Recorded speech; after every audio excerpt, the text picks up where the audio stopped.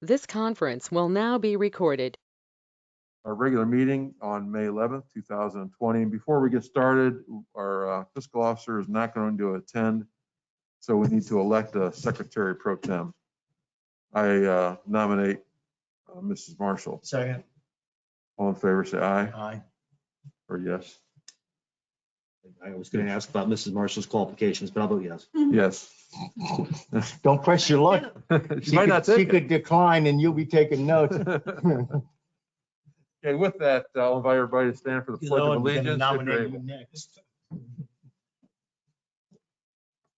Pledge allegiance to the flag of the United States of America and to the republic for which it stands, one nation, under God, indivisible, with liberty and justice for all. I'd like to welcome all our guests. Because we are virtual, for the virtual public, I will state we have Service Director Mark Mitchell here, Police Chief Michael Meyer, Fire Chief Chris Bauer, our Economic Development Director, Mr. Loudon Klein, our Township Administrator and now Secretary Pro Tem, Ms. Marshall, Trustee Dressler, Trustee Colner, and Trustee Schulte. I don't see any, was there anybody on virtually that I need to? Okay. Mr. Boley did indicate that he would not be able to attend. Yes, and it's very nice of him to let us know. With that, is there anything from the Board of Trustees?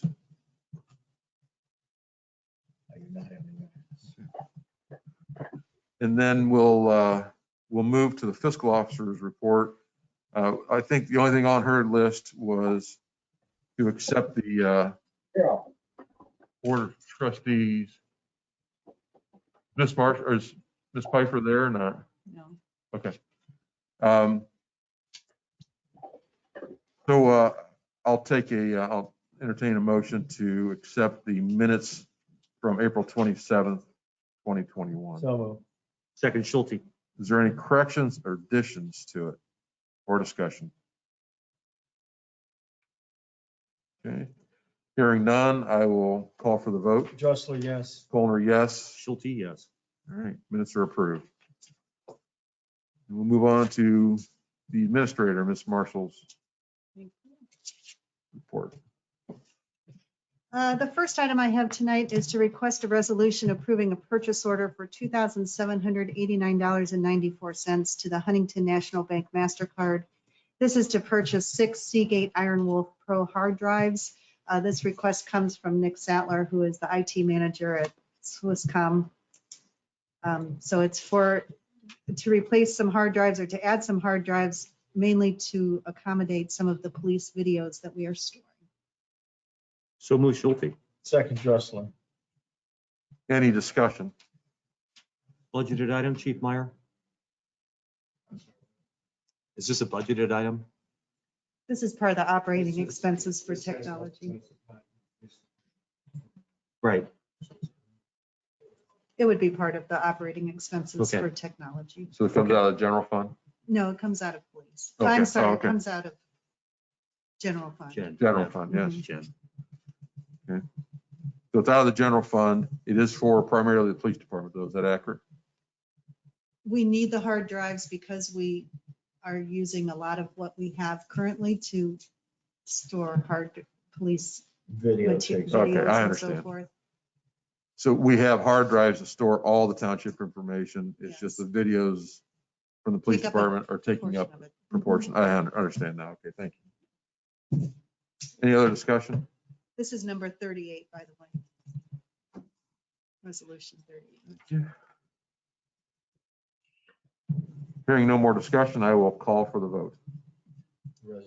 Resolution. Call for the resolution. Trustee Dressler, Yes. trustee Colner, Yes. trustee Schulte. Yes.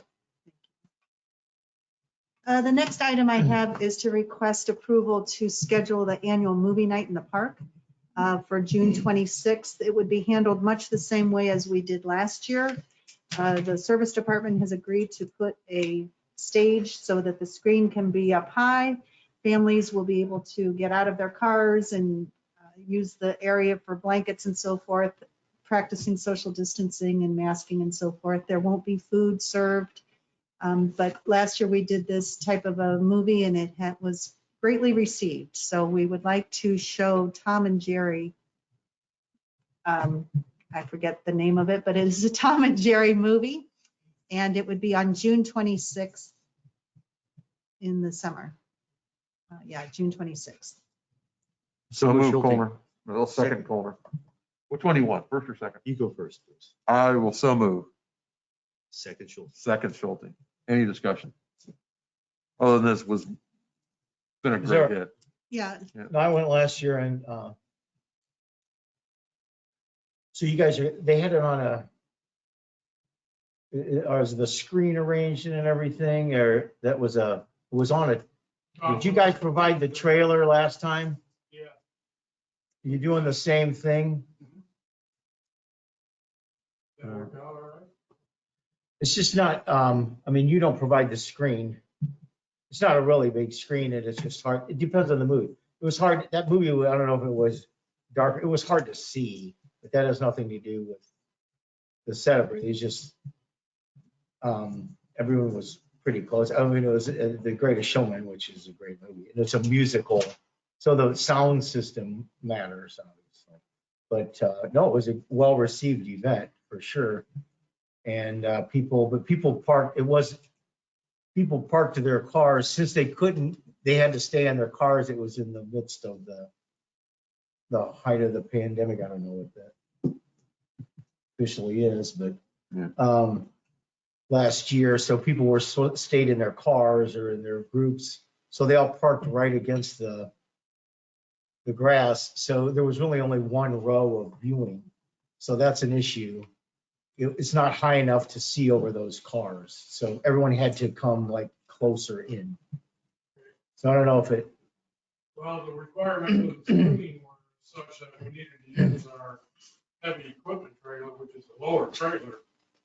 I don't know what the screen dimensions are this year, so we can. the only thing would be if they could sit on the ground, we could just block off the parking. I don't know, or put it We might be able to work out. in something. a spot where they can't park to watch. It became like a drive-in movie setup, but the screen isn't a giant screen up here. It was a smaller down low, so it doesn't work out to be a drive-in movie, put it that way. I think Everyone basically had to get out of their cars, but a lot of people parked, they backed up right to the sidewalk. And then that, I think that was that due doesn't- primarily due to COVID though. I think the seating arrangements would have been different. right, that's what I'm saying. So now if they don't have to sit in their car, Right. Get closer to it. then, but it could maybe look at where you put the screen. I don't know, it's just right there. Centered it right in the middle of the. It's right on the grass, on the trail.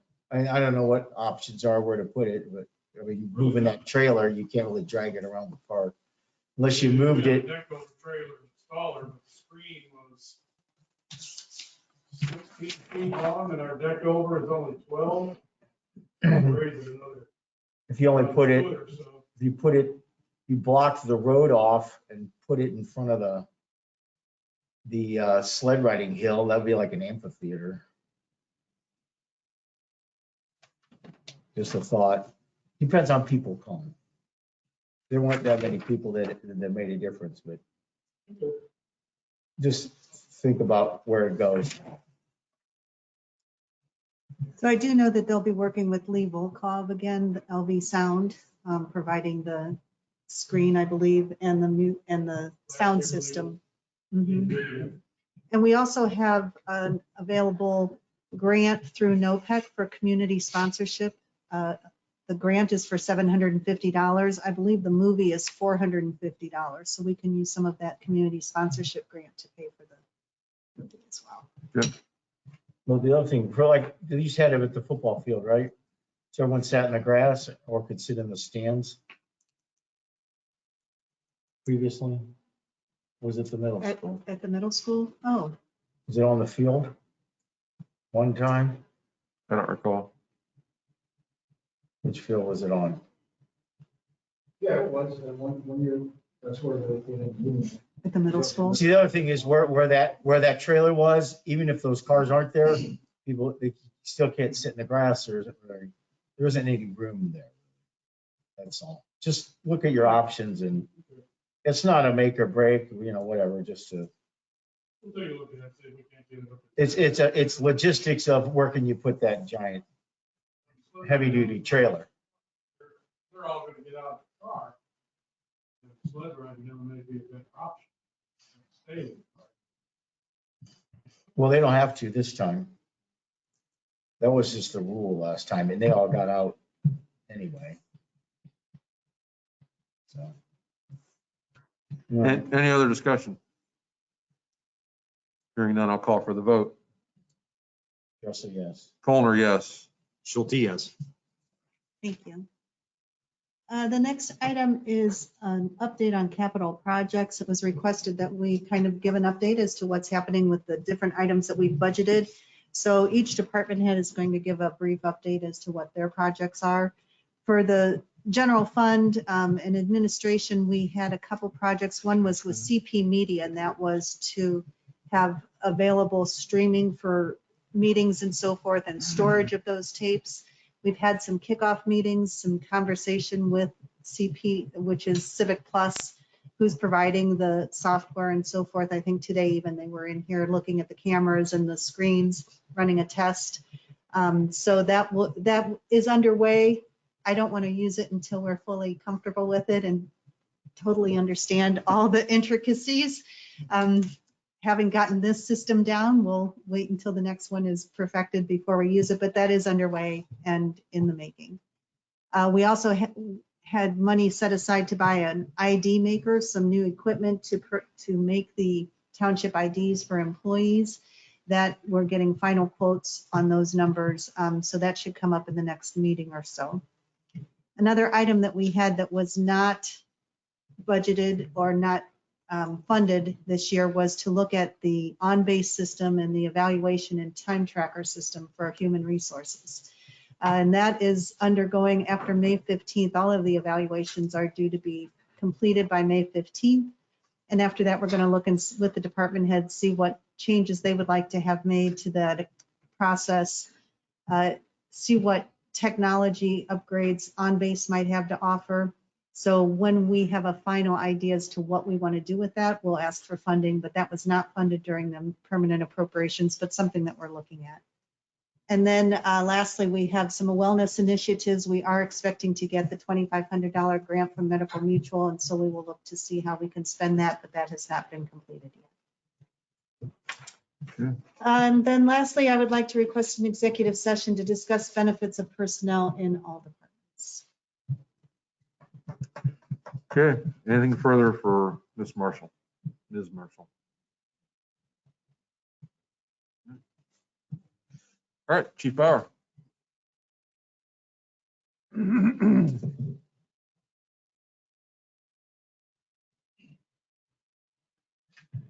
evening, everyone.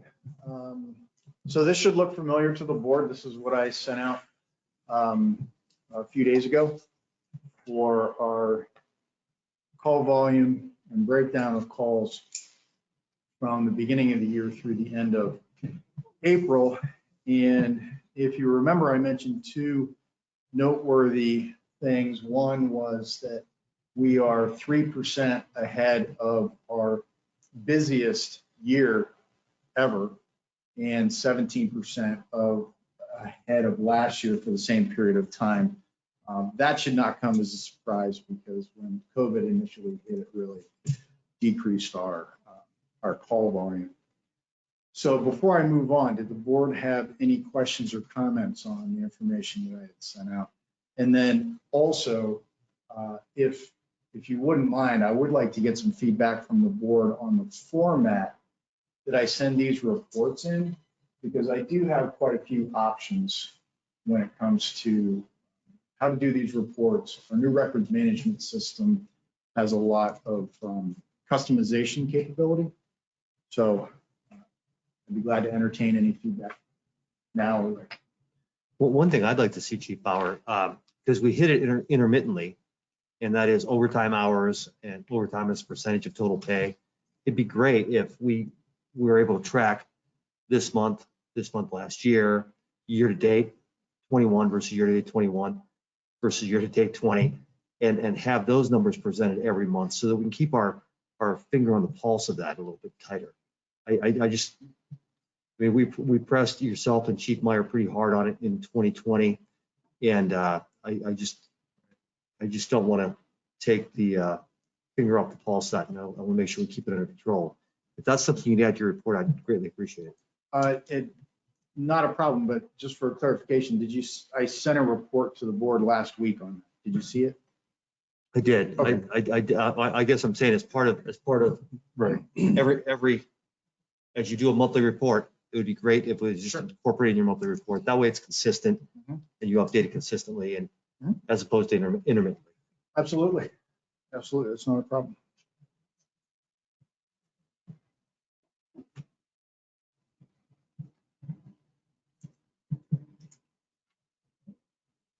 Good.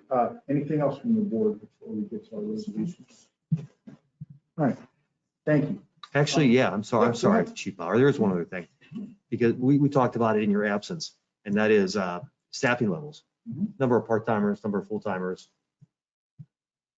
Just where we are on staffing personnel. And I know we get that information as well, but it'd be good just to have it in a monthly capsulized report, Okay. like your service calls. Uh-huh. It would, I think it's meaningful. I know we had a personal discussion about staffing and your needs, and I think we're going to talk more about that later. But Mr. Sawyer brings a good point. It would be nice to see what our staffing is, because your staffing does change sort of rapidly in comparison to the other departments here. The coming and going of part-time personnel is more of a fluid thing. It has Yours. been, yes. So that would be nice for me to see as well. I Mhm. don't know what your current numbers are, and I probably should. Well, that was included in my email last week. Yeah. Right, but I'm saying, Yes. right, I saw that, but what I'm saying, if it was up here, we would be constantly reminded of it. Sure.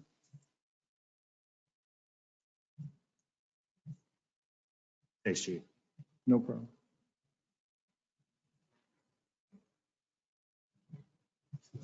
Thank you. First item for your consideration tonight is a resolution approving a purchase order to Atlantic Emergency Solutions. By the way, this is the old Finley Fire company that has been bought out, for lack of a better term, by Atlantic Emergency Solutions. At any rate, it's been a while since we have had full capability of our compressed air foam system on this engine.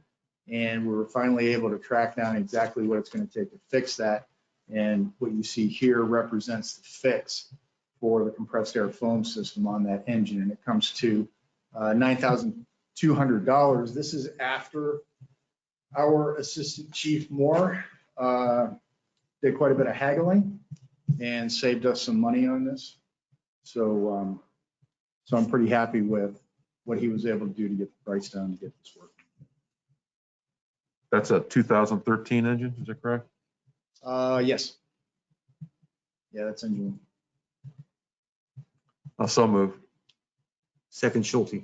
Discussion?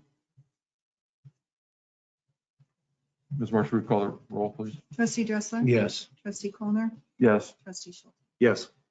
that was 39. 39. Thank you. Next item, which was also a capital improvement item that we had planned, is to upgrade our lighting package for our engine 2, which runs out of station 2. The main focus of this effort is to increase our margin of safety for our personnel, especially when they're out on busy roadways. It's very common for this apparatus, as well as engine 1, to be on the freeways with a lot of traffic that's moving quickly, and being conspicuous in those situations is very important. So This will significantly increase our margin of safety and our visibility while we're out on the highway and the roadways. And that's the main reason for our request tonight. So move.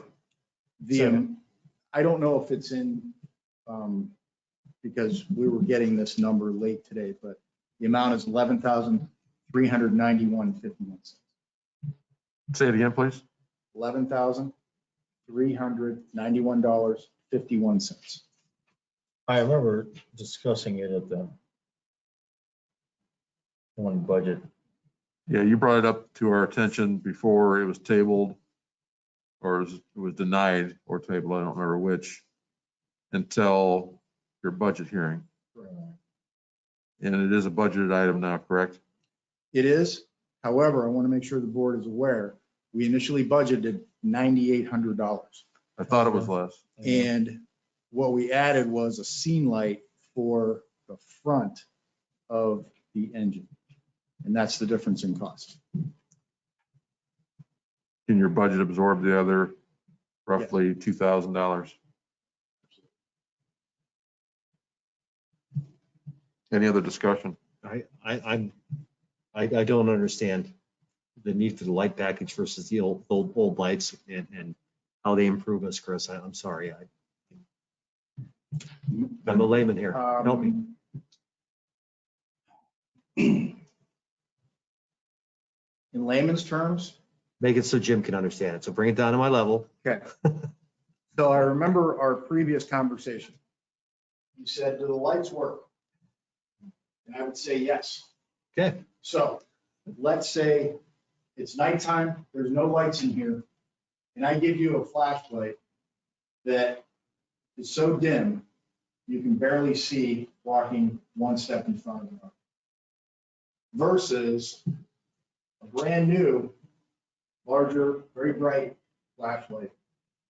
It's that difference. It really is that difference. And when you're out on the freeway on a cloudy, rainy day, the halogen lights on off compared to the strobe lights and the visibility and the conspicuousness of that, comparing those two is, I want to say it's night and day, but that sounds like a pun. The difference is simply dramatic. Chief, has there been any studies on accident avoidance? You're going to LED from We are strobe. going to LED. And so to give you an example, if we were to purchase a new vehicle, the lighting package that we would get is vastly different than what we currently have. So if you're talking about NFPA standards today versus the lighting package we have on that engine, vastly different. Would not meet the specifications or come even close to what you would be required. And the studies are the reason. Well, another issue, are you for safety, when we have a lot of personnel on a highway, especially interstate, you bring the truck specifically, or if it's at night, because of the lighting, the emergency alarm it provides. I was coming up 71 Sunday, there were accidents everywhere because of the weather and the snow, and a car had come across the median, crossed the other side, and was 100 yards into a cornfield. And they had a lot of person. They had a fire truck was the furthest away to block the road because people still did not slow down. My daughter was just furious. We're in the far lane and people are passing us in the lane next to the accident. Just going, and they finally had to stop because the cars in front were stopping, but people were not slowing down at all. They were all in a hurry. The weather was holding them up and they did not slow down. And there were multiple vehicles. It was a major accident. Right. And they don't pay attention.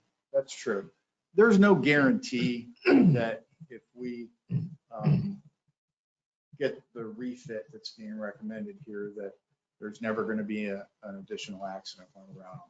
But Well, I'm just looking at it versus, I mean, you Oh, think yeah. of one thing is lights, when you're driving down the road, people get out of the way. But it's also safety of our personnel on the scene, that truck Absolutely. provides an alert. And it's not just our personnel, but it's also other Police. personnel. It's Sir. other agencies. It's our Yeah. police department, highway patrol, any other agency that might be out there. So what you're saying is that this lighting package would bring our our old 2013, is the It's a 2013, 2008. the 2008 truck up to 2021 standards? No, I cannot guarantee that. There's a lot more that goes into it, but I can tell you that, you know, if where it's at right now compared to current standards is 0 versus 100%, you know, it's probably going to get us 80%, 85%. There's a lot of things that go into those specifications, and that's why I can't guarantee you that. One of the it would meet things- 2021 standards. One of the things that may help is not the intensity of the light, but the actual location of the mounting of the light. Mhm. Because of the configuration of that truck from 2008, it's not built to accept lighting in certain areas that is now required to have lighting in certain areas. Is that right, Chief? That's right, and we had to make some allowances for expenses, right? This is a, what do I say? This is discretionary, and we're using our best discretion on how much we're willing to spend on an engine that is as old as it is, but still has a lot of life left in order to increase our margin of safety within reason. This could be a lot more. And that's my next question. This is a 13-year-old truck. How many more years do we get out of it? At least 10. Right. And probably more. Yeah. And that is part of it to extend the, Extend the useful life a little bit? yeah, thank you. That's what we're looking to do. So, Okay. Chief, from my memory, if I'm not mistaken, the 2008 is a 2000 GPM with the big block engine, It is. correct? That that's why engine, it's down there. It's down there because that's our coastal district and that's big water.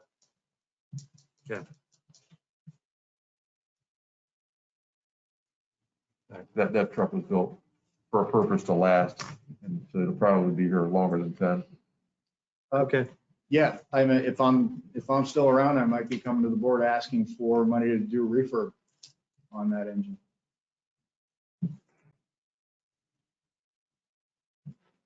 Good, Bruce. Any other discussion? All right, then I'll call for the resolution. Trustee Dressler? Yes. Trustee Colner? Yes. Trustee Schulte? Yes.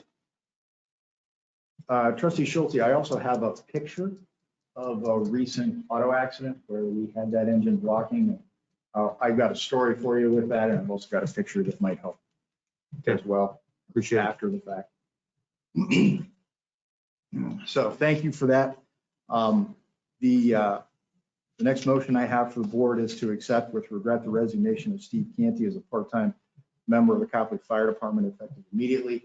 To protect his privacy, I emailed the board so that you would understand his reasons for a somewhat unexpected move, but he has our thanks and our highest admiration for his situation. So move Schulte. Second, Justin. Any other discussion? I'll call for the vote. Dressler, yes. Colner, yes. Schulte, yes. Thank you. Next item for consideration is to remove Hope Cozad from probationary status effective 3/7/2021 following successful completion of her probationary period. I would point out, as we look at these and moving forward, it may look like, geez, this happened in March. Why is it taking so long? You need to remember that we wait until after that 1-year period, and then we do an evaluation. That evaluation has to be done with a supervisor. They do it. It has to go to the department head. I approve it. I move it on to HR. Ms. Marshall has a chance to look at it. And so that can take a matter of weeks after someone reaches that 1-year mark, which is why you see that date. So move Schulte. Second, Dressler. Discussion? On that comment, Chief, I know that both the people here from your reports have been exemplary employees. However, it goes past their 1-year probationary date, aren't they automatically, meaning, are we limited if we have a future employee that is marginal, we may not want to accept through the probationary period, if it goes past that date, aren't we obligated to keep them? I would have to refer to our policy. I don't think so, because we discussed this when we were revising. I remember specifically talking about this because it used to be number of hours when it comes to part-time personnel. Okay. But since these are full-time personnel, we would follow the union contract.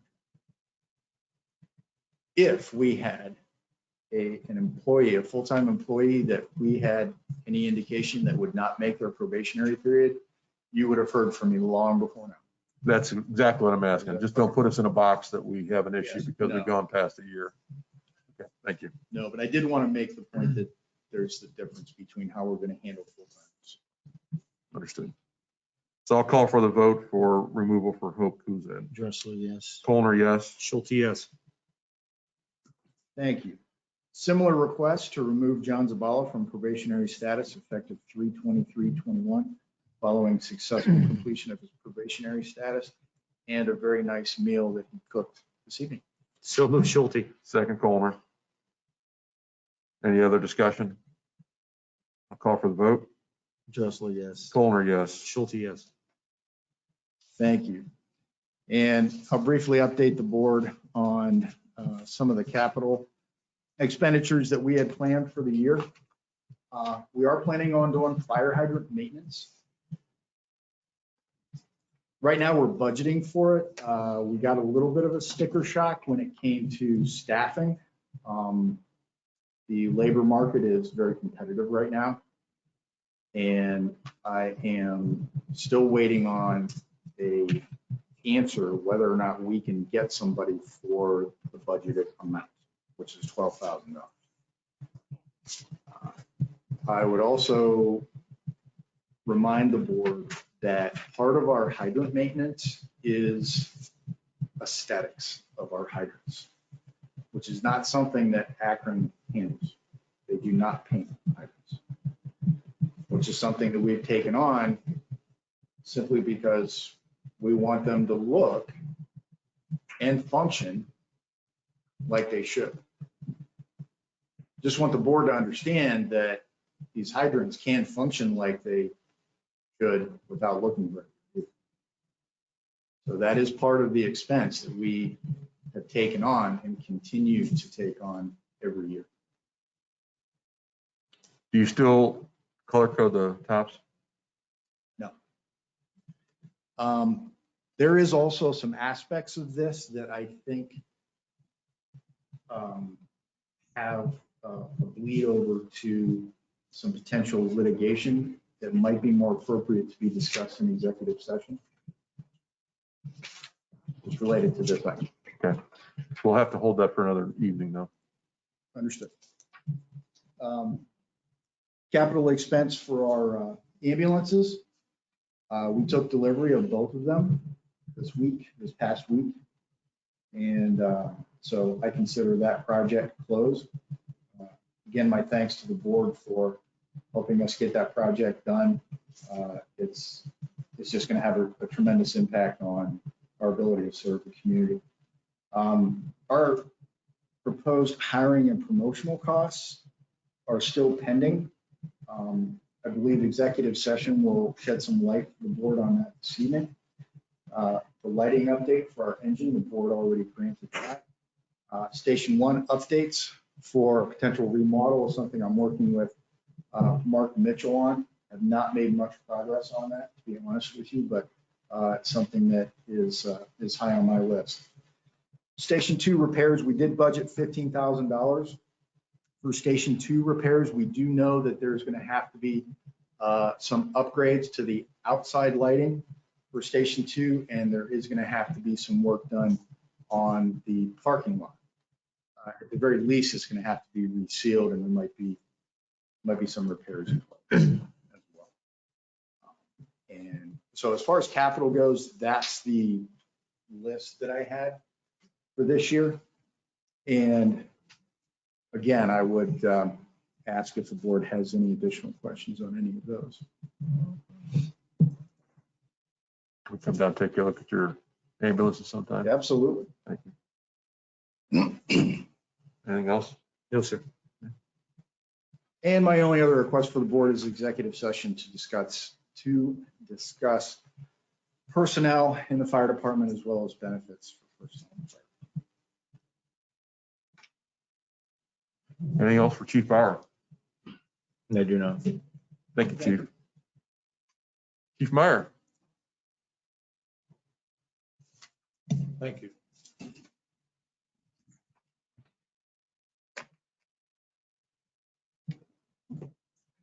On our first item, we're requesting a purchase order to U.S. Global Resources in the amount of $7,960 to purchase a drug incinerator to use to destroy narcotics. As you know, during the course of our operations, we seize a tremendous amount of narcotics throughout the year. And most of that has to be maintained in a secure location until trial. Once a trial takes place and the court orders those narcotics destroyed. In the past, we've taken the narcotics to off-site facilities, usually like steel factories and foundries, where we can put that in and it can be destroyed. However, there is a concern now with the unions of the employees working at some of these facilities because of the amount of fentanyl that is being destroyed. So they're questioning that, and the ability to get that done is drying up. In fact, the Summit County Drug Unit that we are a member agency of, which also takes in more narcotics than we do, tries to get narcotics disposed throughout the year, and they're finding it extremely difficult as well. In our last meeting a couple of weeks ago, they indicated that from time to time, the steel factory or wherever they're getting it done will call them with a 2-hour window and say, if you can get here in the next 2 hours, we can destroy your stuff for you. So I've done some research, and we would like to buy this incinerator that could be installed at the police station. It is EPA approved. I've spoken to Mr. Bolus at EPA. He sent me some information. And this particular one is designed with some sort of a double burner to eliminate, fumes from escaping into the atmosphere. The price is, I think, relatively good for what we're going to do, $7,960, which covers the cost of the incinerator, as well as the transportation to get it here. And this would allow us to be able to destroy narcotics on a regular basis at our police station. All agencies are going through the same thing that we're going through. They're finding it more difficult to find places to get this done. So once we get this up and running, we might even be able to offer the service to some other agencies for a certain fee or in exchange for other services that maybe they provide.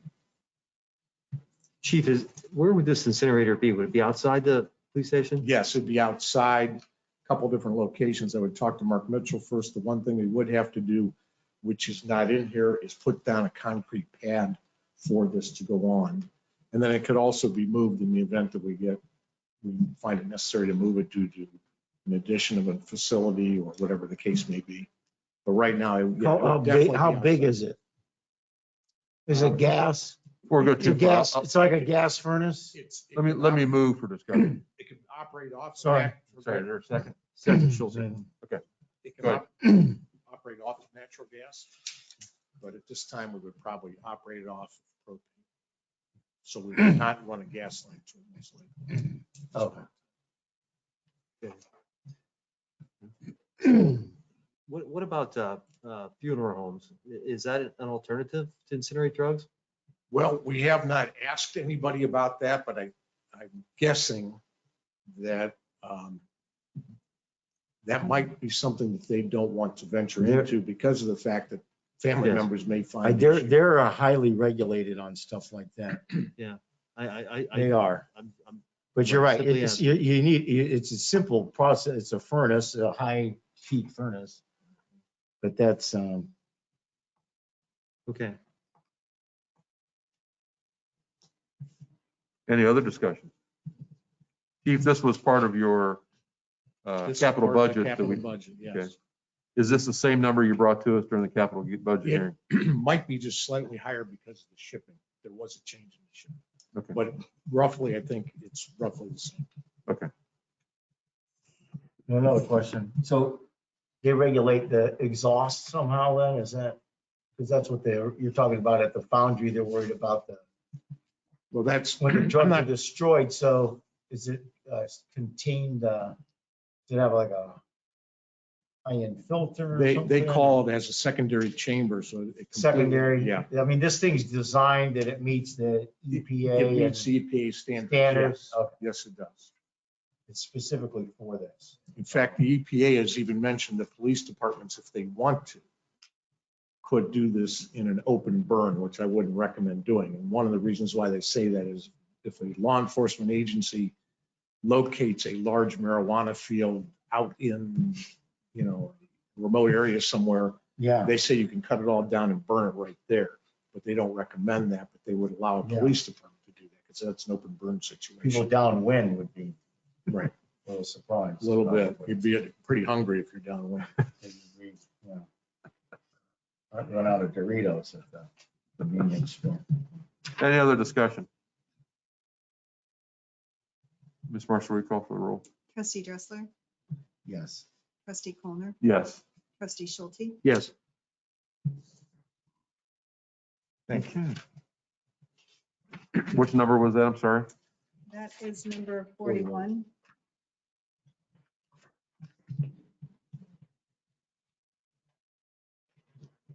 My second request, the police department and the town hall has received a notification of an application from the Ohio Department of Liquor Control for the transfer of a liquor permit from Central Florida Restaurants that formerly did business as TGI Fridays at 125 Montrose West Avenue, and to transfer that license to the Montrose Town Tavern. It's our understanding that we have heard that the company Montrose Town Tavern intends to put a large sports bar in the location that formerly housed TGI Fridays. And so they would be transferring the liquor license from TGI Fridays to them and utilize that liquor license at that location. So it is customary for the Ohio Department of Liquor Control to notify the police department and the town hall. And as part of that process, they notify us who the stockholders are, and that sort of thing of the particular businesses, and give us the opportunity to conduct background checks as well as any other research we feel necessary. Then as the police chief, I can come to you, as you know, and ask for a hearing on that matter if I believe it's necessary. I would like to request the board to notify the Ohio Department of Liquor Control that we would like to have a hearing on this matter. And I've been told that the hearing would not come up before the Liquor Control Board for quite some time, in part because that's normally how they're scheduled, but also due to the COVID backlog. So this is something that we'll not be hearing for quite some time, and we're continuing to do some research on this issue. And if at some point in time we decide that we don't want the hearing, we can always cancel it, but there is a time frame. So I'm asking you and requesting or recommending that you, as the board, request a hearing on this liquor permit transfer, at which time our fiscal officer would send notice to the Ohio Department of Liquor Control, which has to be done before May 24th. Let me ask a question. Well, I'll also move that we Second. ask for just so we can open discussion here. So we have a motion and a second on the floor to ask for a hearing as the police chief has requested. Chief, my first question is, why the transfer? The Montrose Town Tavern already has a liquor permit, correct? Yes. They would not just carry that with them when they go to TGI Well, Fridays old building? I'm not sure what permit they have at their current location. This is a D5 permit at the TGI Fridays, and that's part of what we're facing here is we really don't know what their plans are. No background information has been supplied, so I don't know if they're going to continue to operate the current town tavern under that liquor license at the Montrose Center, and then this would be a totally separate business, or if they're going to eliminate Montrose Center and just do this one. We don't know. There's no background information on that. That's one of the problems with this process. There was an indication on this liquor permit that this is a placeholder, which means that the Montrose Town Tavern might be making this application to hold that liquor license under their name so nobody else can take it, which gives them time to go through the process through zoning and anything that they may be doing at that location. So there is no background information. That's one of my reasons. I don't think it's appropriate to go without a hearing when we don't even really know what's going to take place. And So that is a good question. at this point, nothing's been turned into economic development zoning at all. Okay. So these have come before the board before, and I know that you are very diligent, which I greatly appreciate, in vetting out the people that, but it sounds to me that this may not be of concern. However, you're asking for a hearing because of lack of information, not because you're concerned about. Both. I have some concerns, but also lack of information. And I think the more concern time would portion give is us probably sensitive information. Is that It right? is very sensitive information, and also more time would give us the opportunity to explore that further. Because there's, the time frame they give you is not significant enough to cover some of these issues. Okay. The other thing that runs in my mind, and we'll say it for the public record, is we have some properties in that area that some hotels that are drawing some questionable subjects in. And you know, putting a bar right across the street it's an issue for me. So yeah, I certainly would want to see their plans and understand exactly what we're getting Exactly. into. And that's one of the problems with this system, is you get a piece of paper that tells you who's applying and what license they're applying for, but no other information. And I have on occasion called firms and asked them, what are you planning to do? Because you cannot tell. And then sometimes they'll tell you and give you plans and show you things.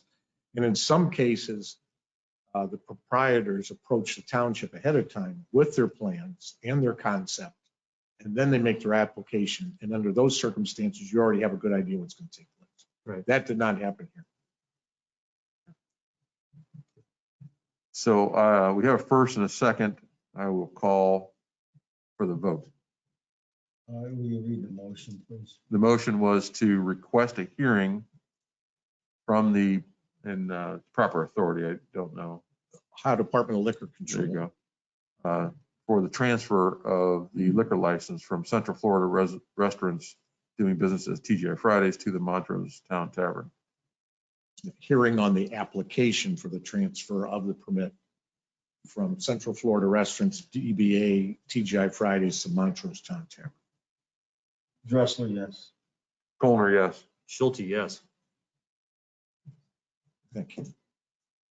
Chief, we're under a bit of a time constraint with this. Would you please make sure it gets through the proper channels here in our administrative offices and down to the proper authorities?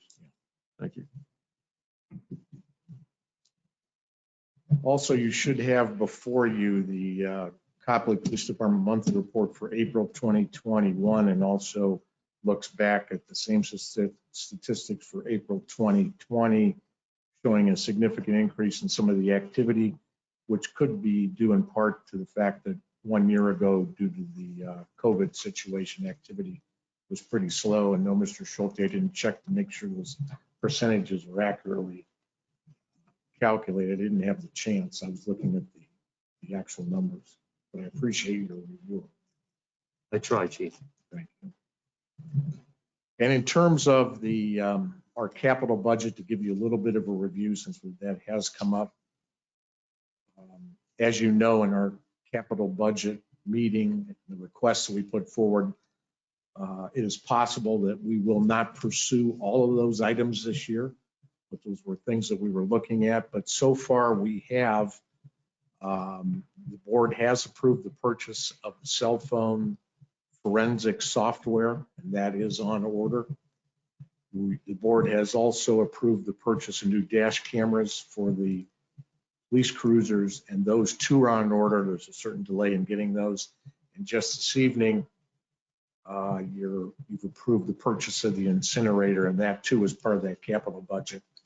In addition to that, We have done some research on the replacement of the Montrose cameras, security cameras, and have now received some information with an estimate on what those are going to cost. Significantly cheaper than what we had discussed during our capital budget meeting, but we're not yet reviewing that yet, and I have to do some of that with Nick Sattler, our IT person. And then the other thing that we're doing is we do have right now, we talked about the replacement of tasers for our officers, which is an important safety item. And the ones that we have are aging out. And we did receive from the company a test taser, which is a little bit different than the one we have. And we're reviewing that right now before we place an order for new tasers to make sure that is appropriate for our use. And I believe that's all we have. You're requesting executive session also, correct? Yes. Anything else for Chief Meyer? Yes, I'd like to request the same items that we requested of Chief Bauer for the police department, that we begin to get year-to-date and month-over-month comparative overtime and staffing statistics.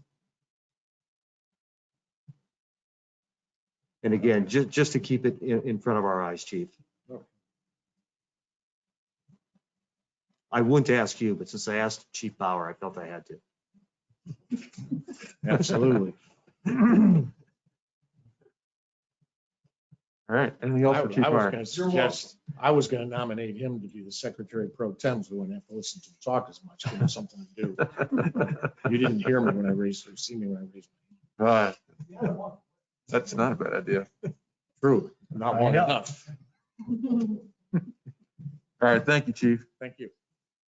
Mr. Mitchell.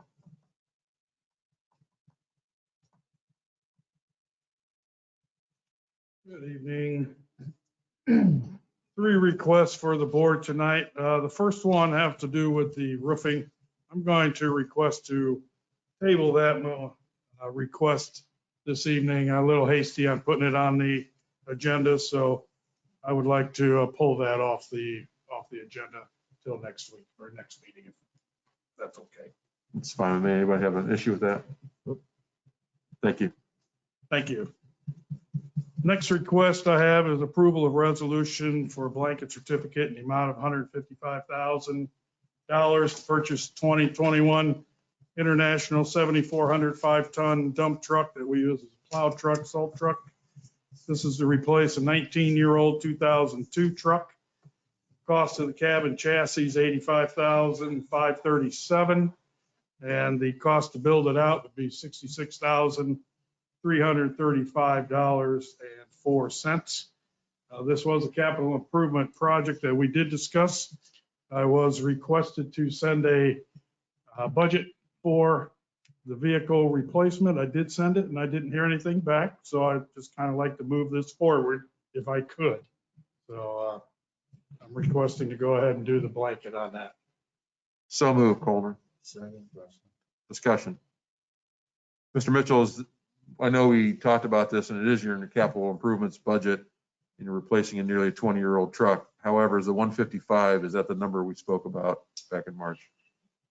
So we had 160,000 originally put into the permanent appropriation budget, but it was not included because of the request to have the capital report done. So that was not included in permanent appropriations, which is why the resolution is requesting an amendment to the permanent appropriations. So it was, the discussion was tabled, for lack of a better term, and was not included in the permanent appropriations. But the original figure had been 160,000.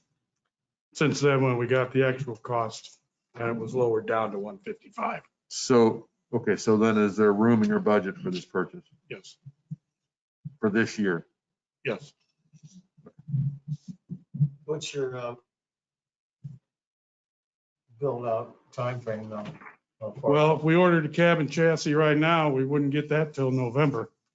And it takes a few months. If we could get a time slot at Glen Hill for the building of it, we probably won't get it until early next year, possibly February. So we won't have it for the 2021-22 season. We'll probably get it mid or late winter season. That's what I thought. So it's going to be a while before we get it. Any other discussion? Mr. Mitchell, I'm sorry I didn't get back to you on this budget item. I was out of town. I'm sorry. No, that's all right. That's why I wanted to move forward with it. Yeah. I'm trying to get it for the winter Yeah. season, but that's okay. All right, well, I'm just curious then, so we're budgeting and when it gets paid for and when we add the chassis and so forth and all those things, as long as those are all, I know you know how to do it. You mean 2021 versus 22? No, I mean, we have to order it now. That's why I brought that up, because I know you're not gonna get it. And that's fine if we, just so everyone knows, we'll be adjusting potentially the Well, we have the to, appropriation. But we have need to encumber it the now. funds when we Right. place the order, so that, We have to make adjustments. I don't want to confuse the budget personnel.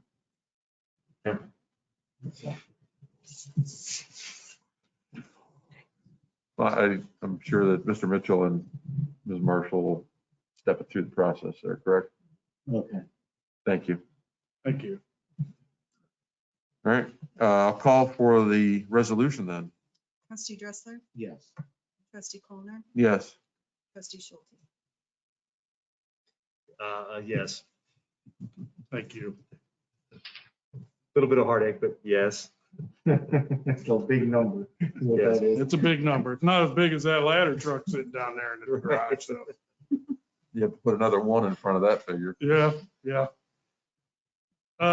Next request I have is for approval of resolution to apply for the NOPEG grant funding in the amount of $35,530. This is the project at the community park. There are 10 wooden light poles that we are replacing. We are changing all lighting at the park, interior, exterior, street lights, parking lot lights, sign lights to LED. Cost of the actual poles and the parts, you have the poles, then you have the plinths that cover the sides of the pole on the bracket. Then you have a 16-foot long strip. These poles are, for lack of a better word, shaped like this. They're dadoed out. The wire goes up through the middle of the pole. Then you have a separate piece that screws on the back to hide the wiring. All of those parts together is $9,730. And the electrician to do the work and for all of the fixtures is $25,800. So this is a capital improvement project, and the NOPEG grant will not quite cover it all. So we're looking for, I don't have that number in front of me. So the total project is $35,530. The NOPEC grant has available funds of $33,366. So the general fund parks site improvement of sites would cover $2,164. So that would be the only cost to the actual township. The rest of it would be taken care of with the NOPEG grant. Do we have a motion? And you now also move Second, Schulte. discussion. Have we replaced the circle lights with LEDs yet? No, not the Okay. circle. The only lights we have in the circle are inside the gazebo. Okay. We've not installed any outside lights. Right. As previously discussed.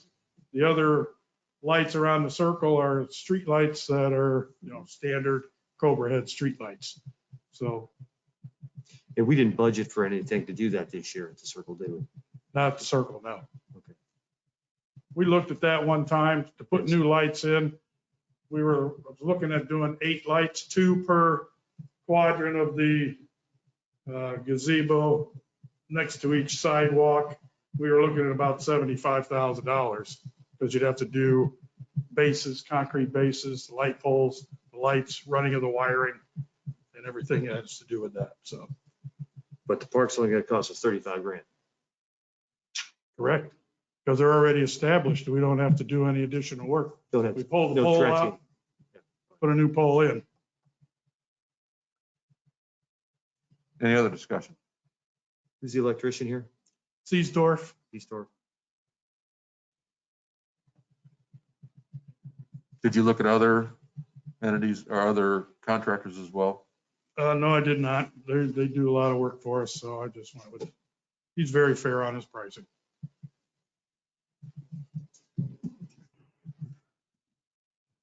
Any other discussion?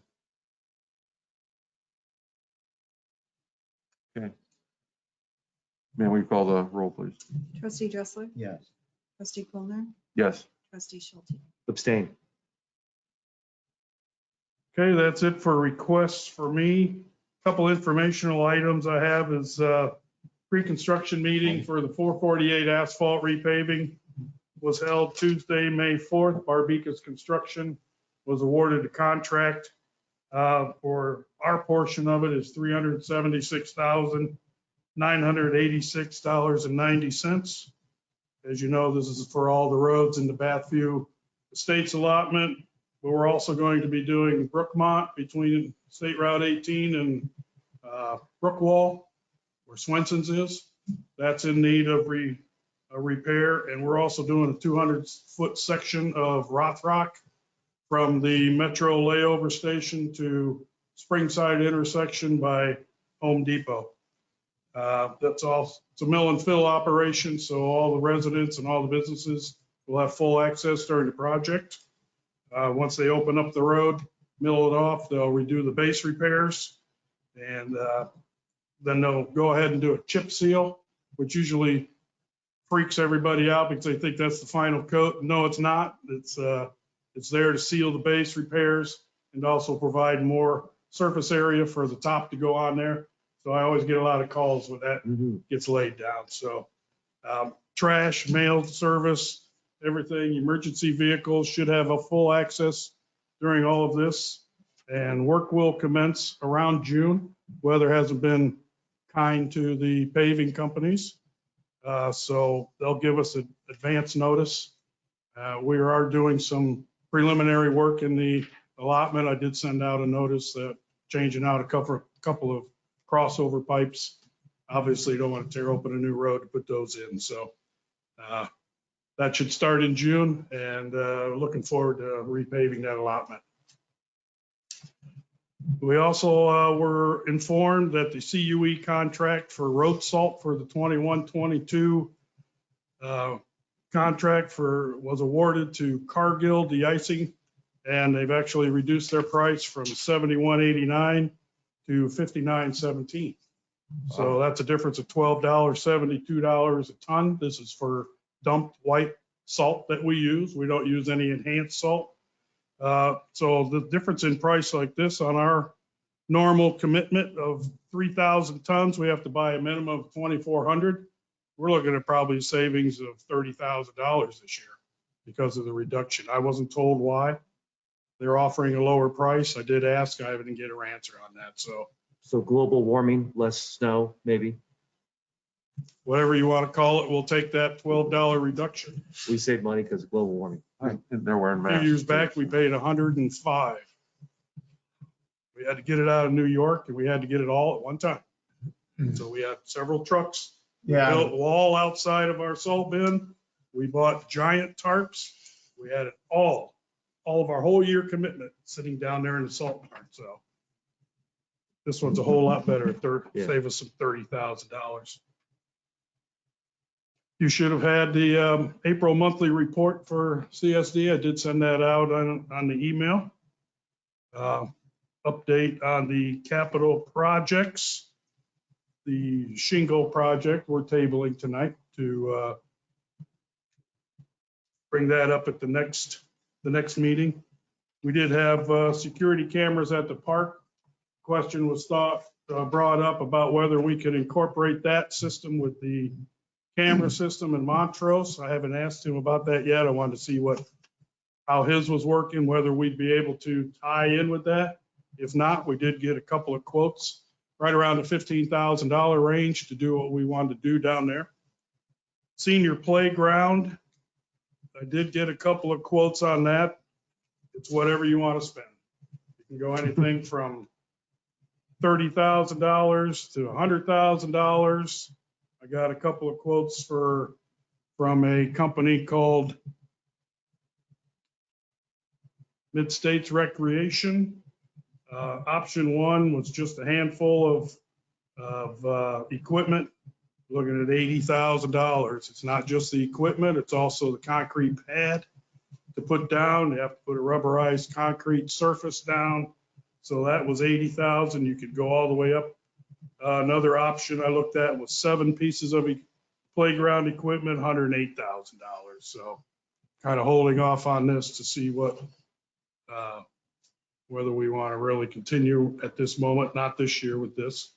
So We also have some leads on grants for some Yeah. of that equipment too. I think Springfield Township put in a similar playground, shouldn't say playground, exercise equipment and so forth for seniors, and got quite a bit of funding through CDBG grants. And we have lead, I think that application is due in the fall. So we're still pursuing it, and we might have some leads on some grants and partnerships with other public agencies. How as much did well. we actually fund in the 50,000. 50,000? Mhm, And so we were contemplating that we would get some grants to make this happen, as I I recall. believe so. And you're saying these grant applications for the ones that Springfield got, for example, isn't until the fall. So the odds of this happening in 2021 is slim to none.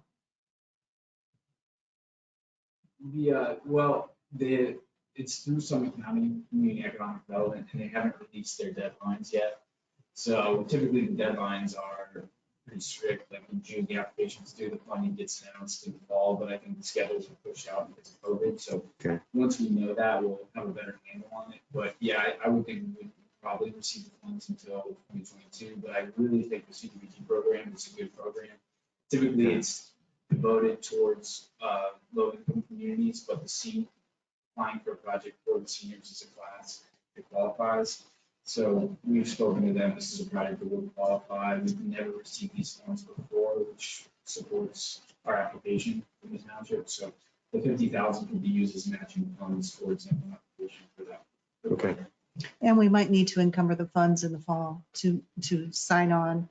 It might not get done or put in until the spring, but at least the money is available that we can encumber it if we get it all put together. Mr. Mitchell, since you brought up about the senior playground and stuff, I was gonna reach out to you. When I was in Texas here recently, there were took my grandson to a playground that had some swing facility, or there were just the swing set portion, the sitting portion for disabled children. They were outstanding. I got some pictures and stuff. I want to show them to you and see if we can incorporate a couple of those. There was presently in the park. Yes. Yeah, that's one thing that's always not concerned me, but it's in front of my mind is that our playground set is all wood chips. And it'd be very difficult for a wheelchair bound individual to get to them. They do have a border all the way around them. So I would welcome anything that you have. I've got some information, and I've also got the place you can call down in Frisco, Texas, that we could move on. We that thought too. about doing the rubberized, not chips, but the solid surface like I was discussing here with this senior, and it's wildly expensive. Yes. So really haven't moved on it because of that. Okay. Well, just reach out to me, or I'll reach out to you and see if we can Okay. set up a meeting and look at those things. Again, I think there could be partnering with some community agencies and so forth that would really be supportive of any kind of accommodations that we make. So I would welcome any kind of information about that. Another capital item that we were discussing was the PD and FD buildings. I am meeting with Chief Bauer to see what he has in store for what he'd like to do for here. And I had trouble getting hold of some contractors to even come take a look at the PD building. So I contacted Jeff Newman to see if he knew anybody, and he did.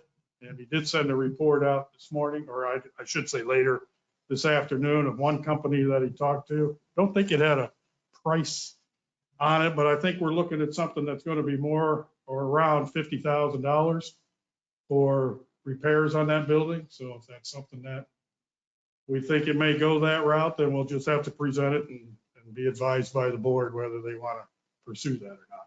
That was for the police department building, Township Police Department. and that was windows and doors. Windows, doors, parking, well, the parking lot I'd love to be able to do, but I don't think that's top on my list. The concrete slab that goes into the Sally Port has dropped because there's some type of settling underneath there that's exposed the foundation, the front of the foundation. There's facade that's bowed. The roof leaks in places that we've patched. So we're looking at quite an expenditure. So again, how much did we budget? We did not budget anything for the police department No. fix. It was to be determined as we got quotes and so forth, because we weren't aware of what we were going to get into. So nothing was put into the budget, would need to be amended. But the police department has funds, the department is flush. You know, I just, my opinion, Mr. Mitchell, I think we need to continue to pursue these fixes to the shell of that police department as soon as possible. My opinion, I'm not sure if my fellow trustees share that opinion. I've mentioned that before too. I don't think that building is going away, regardless if we vacate and move to another building as we outgrow. That building is very viable for some other Even entity. if we keep it, yeah. Or we, you know, We own it now. right, let's take care of it. We're asking our residents to take care of their place. We need to take care of ours. Well said. Absolutely. And we've made some attempts in the past to do that, but with the situation with the newer building, we just kind of held off. Now we're at a point where we need to do it. Yes, So, so full steam ahead, if you would, on that. absolutely.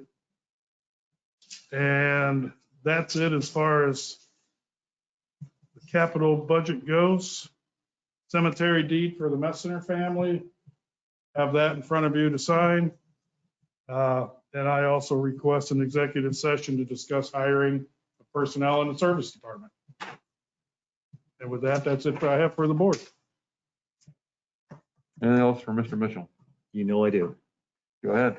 Mr. Mitchell, what about the traffic calming tables that you, I Wrote the reached out board to Dave Colpay from AMATS to ask him about him, and he's looking into possibly having Akron loan us one of theirs. They have temporary ones, I understand, so that's where I'm at with that, waiting for a reply from him. I guess I'm, I think the township should pursue this more diligently, more at a more rapid pace for these cut-through roads. The cut-through roads actually that you identified in your email to us. And I think we should pursue this quickly. You know, we're being detoured on Cleveland Mountain right now, going through Rosemont Ridge. And Fairlawn has set up a couple temporary, basically traffic calming tables as people are going through Rosemont Ridge to keep the traffic down. I'm not sure why our neighboring communities would take care of their residents and their citizens and we wouldn't do the same for ours when we know we have cut-through issues in several neighborhoods. I looked at the article in the paper, try to estimate the price. It seemed like they're about $5,000 a piece. Does that seem right to you? I looked at how many Akron was buying and how much it was. They were getting like not quite 30 tables and it was 150 some thousand. So I reached out to the county engineer and he $5 grand a recommended we go pop. talk to AMATS, so. Okay, it seemed pretty reasonable, I thought, yes. for what you're accomplishing, $5,000 and then you own it, you keep it, you Right. can move it. And, you know, we talked about these before, so I was just curious. I was trying to figure out how much they cost, and I was thinking, you know, if they're $100,000 each or something, but for $5 grand, I'm guessing there, but an educated guess seems like a reasonable expense for what you accomplish. I agree, Scott. I guess I'm asking, Mark, if you wouldn't mind, maybe at the next meeting, if you could come up with a cost Sure. and the quantity for the streets that you've already identified. Well, then I guess, where are we gonna put them? Priority of where we put them. What type of road are we gonna put them Are on? they, Well, are they permanent or they're movable? Well, then there's gonna Let's be just try that it. question also. They have to be removed in order to plow snow. Right. So it'll You're be gonna move them permanently, around. temporarily permanent until You we can have, move them from neighborhood to neighborhood. well, that's, I don't know that. So We've got asphalt roads, we've got concrete roads, we've got Right. chip seal roads, so I don't know which one works best. And then say we have a complaint from the allotment behind us that someone's speeding on this road here. So we put one on that road to calm that down, then the speeder goes to the next road. So it's more of a question of how many, should I put one going into every allotment, how many around? But You know, Mark, it's- you it's more- actually, Yeah, let's just go buy That's them where and put them out there. the So police I department's guess- One at a gonna time. do it, trying to- so I guess I would say Mr. Mitchell's identified the roads in an email to us that he thinks makes the most sense. And I think we as trustees, in order to help him come back to us with a proposal, should give him our feedback and say, yes, Mark, you're right on the nickel, or what about this and what about that? So you have some guidance, so you know how many to buy, how many to get a quote for, and you come back to us Yeah. perhaps at the next trustee meeting. Is that Because fair? we know where we put these radar signs out all the time and what, the roads that seem to be the continual issue roads. Well, Those would be the first ones that I would. right, the cut through, So- we know where the cut through roads are. Mhm. There's a few of them in particular where these need to be placed every summer, I would say. Well, just my opinion is, if we can borrow one or check them out or get a couple, we know we need something in a few roads. Let's try a road or two. Mhm. And if people do move to other streets, then we'll approach that as well. If they're moving away from the table to find a different travel alternate, then we know they're working. Yeah. So let's at least start somewhere and see if That's they're fine. viable. And that's for why I us. was going through AMATs, because it was a portable, a temporary Yes. one that, okay, let's try it here. And then if we have an issue, we can take it over here, and try it on this road. Now, I don't know if a speed table works on a chip seal road. I just think police needs to help determine traffic control. Also, the police department has to be involved with traffic control. I don't see how you could exclude them. And I know the No, one I they don't think put we on ever did. Elgin, Fairlawn put one on I haven't Elgin heard here his name recently. come up. Yes. Well, Yes, there's one on Elgin and there's two in Rosemont Ridge. The one on Elgin, that's 192 fasteners to hold that thing on the road. 192 bolts, which, they come in sections and I'm not Yeah. complaining, believe me. Yeah. It takes what it takes. That's what we do. Yeah. But it just Puts a whole bunch of holes in the road. puts a lot of holes in the roads. Tears They've them got up. all concrete roads. It's a whole different story. So well, I think you've heard that we all are excited to move on this as quickly as possible. Yep. Well, I would like to ask Chief Meyer's opinion. Well, we talked, and I would too, and we did include Chief Meyer in last meeting discussion when Mr. Daniel was here. So Chief, do you have any information you want to share with us? I would just say, way back, we've talked about a variety of traffic calming techniques. It seems like we've settled into speed table is the most appropriate. There are communities in Ohio that have these permanently installed and we've seen them there.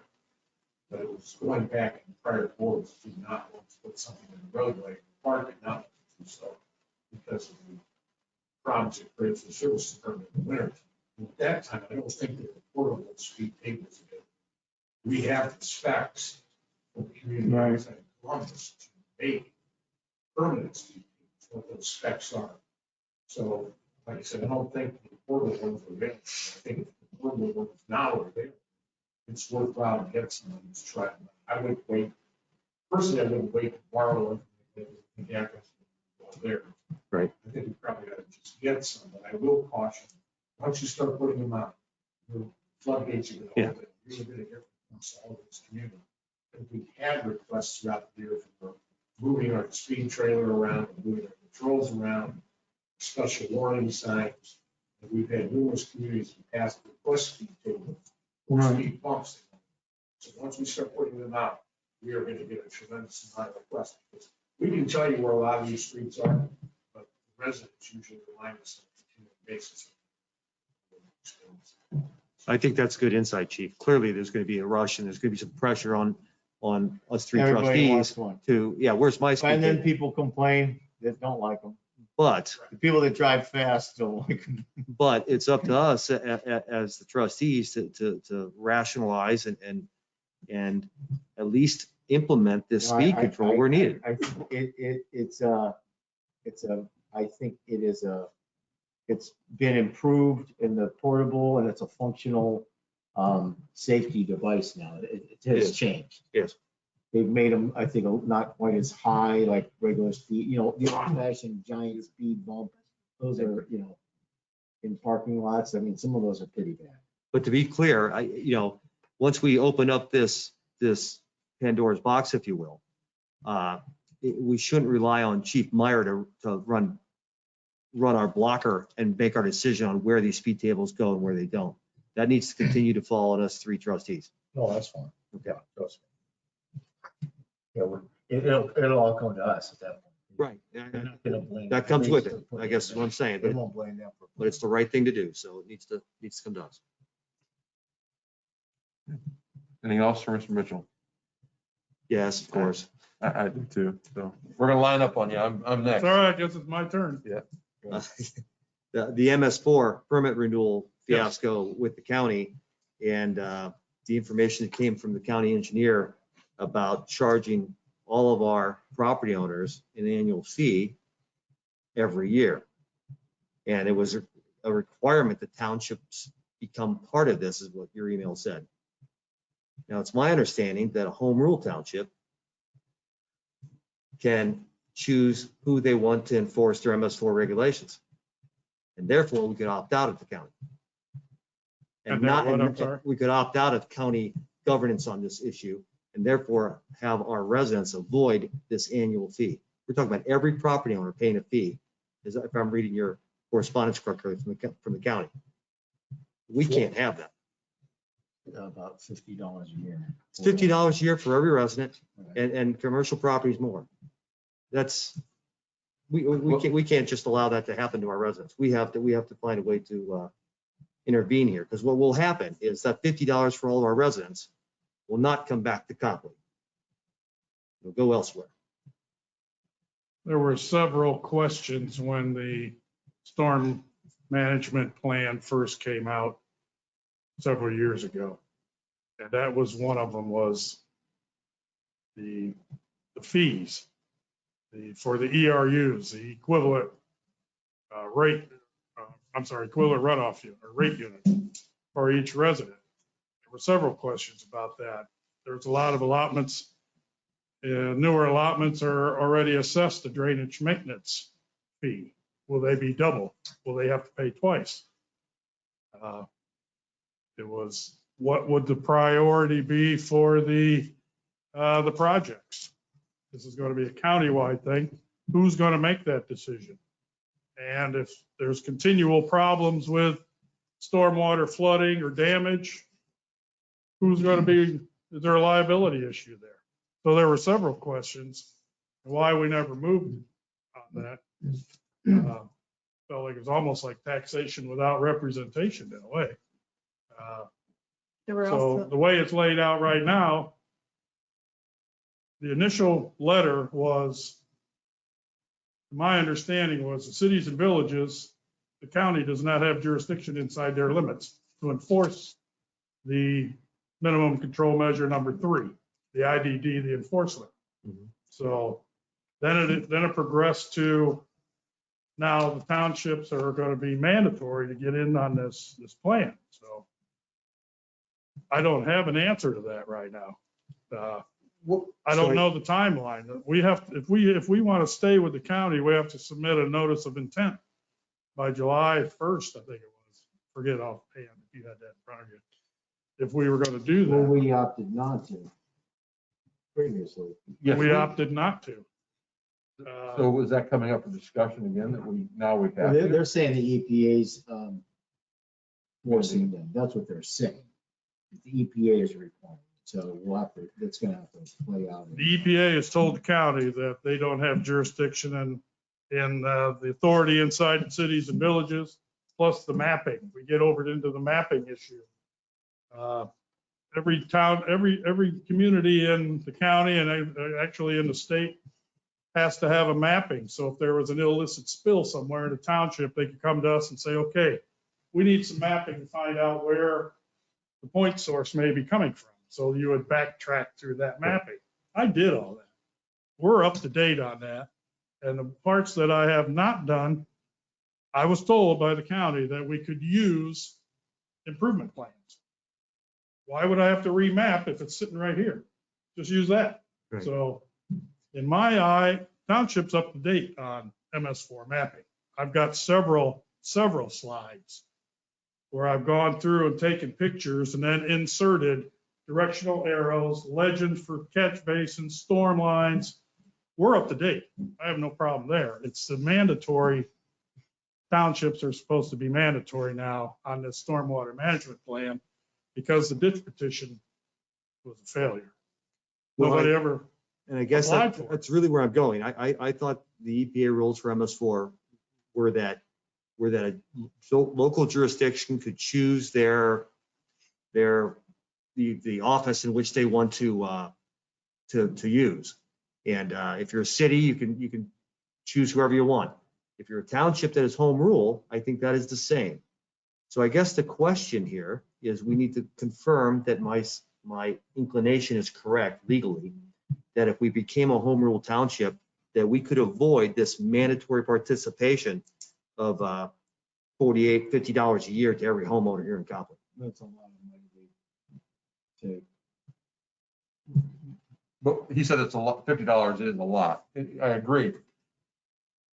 that's per parcel. Right.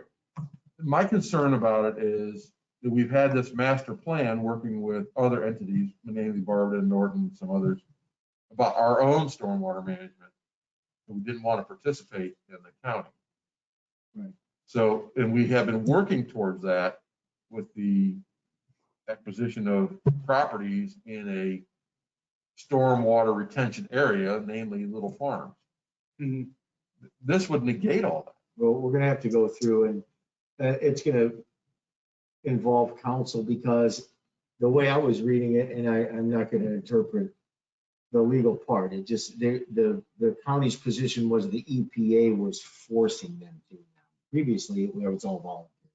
Now they're saying they're being forced. So that we would need to have our council look at all the details because we have looked at other options with stormwater, going with the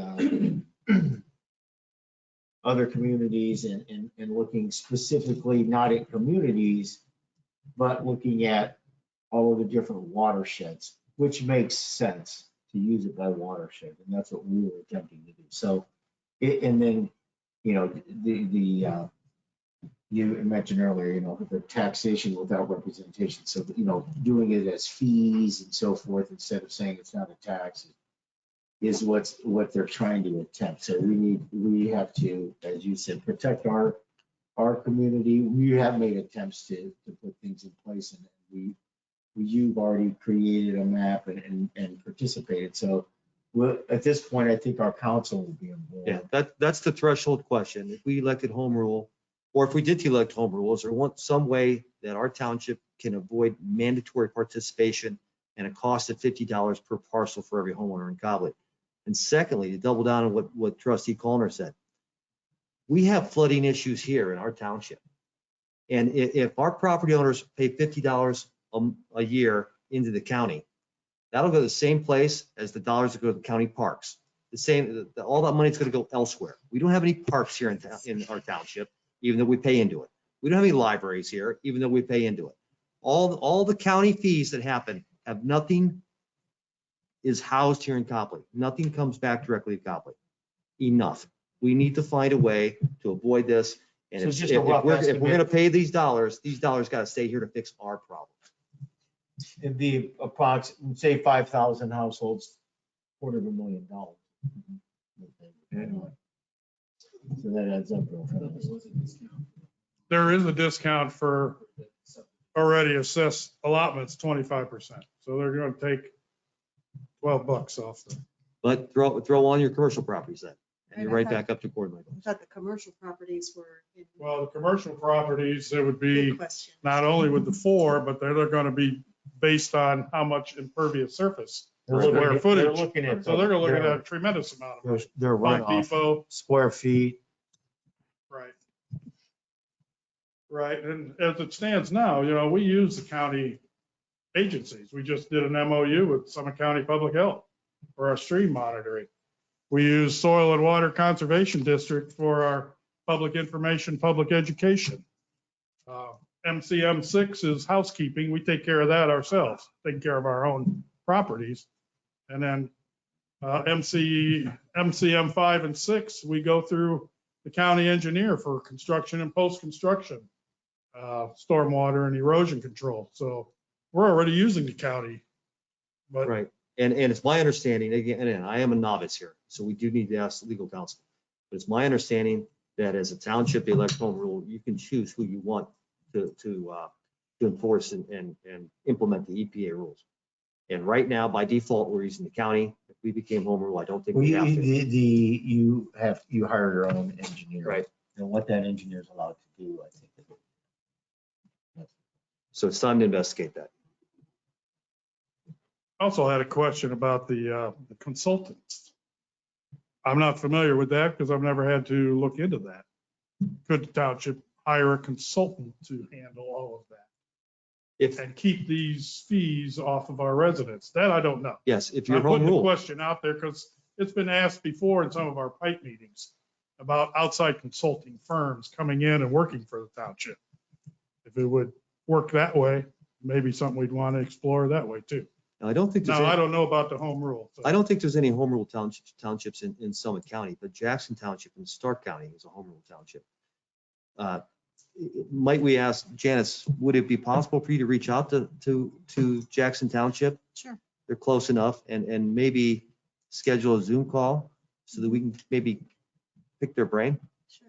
and understand what home rule does and doesn't do for them. And at the same time, we can ask our legal counsel to see what his impression of this specific fee for our homeowners would be.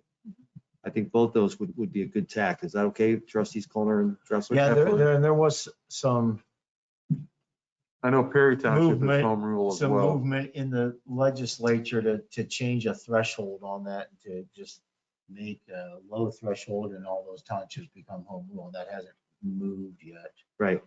But it's something we need to know now with this move by the engineer. No, I did send a list of questions to Dave White from the county's office. I don't think I copied you. I'll send you Yes, that. you did. Did I? Yes, sir. Okay, that was in there then. Okay. So I didn't review your budget on the plow truck. I did take a good look at this at least.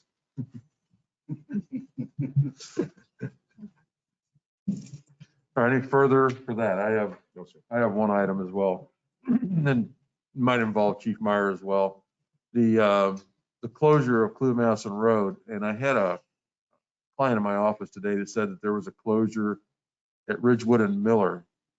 Is that, Yeah, I didn't know anything about that because I actually came around that way after getting a haircut today and I couldn't get off Shockalog onto Miller, come around that way to avoid I don't know anything about that. I knew anything. but yet about that was one of the detour routes, correct? No, the detour route would be the expressway. You would take, get off the expressway and go Miller down to 18. and go into Montrose that way, or continue down the expressway all the way to Route 18.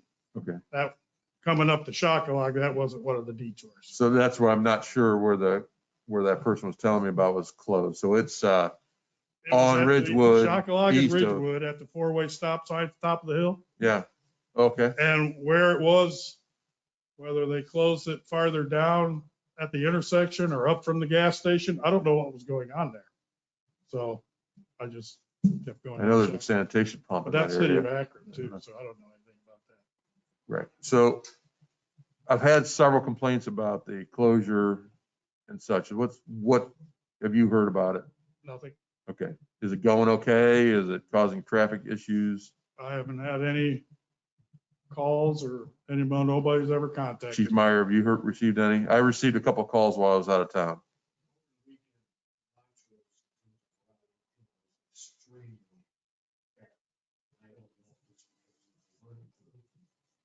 Folks trying to figure out detours right or wrong, because they weren't prepared. And a lot of folks weren't prepared, all of a sudden, some detours. They didn't seem so bad, but we haven't had complaints of not making. Traffic is gridlock Saturday. Virtually every client in my office has complained. So there's been plenty of complaints. There's just, I guess I'm the complaint department in this. Right. I do know Saturday, Sunday. What about emergency response? Well, I have a complaint. Go ahead. You want to speak into a mic or?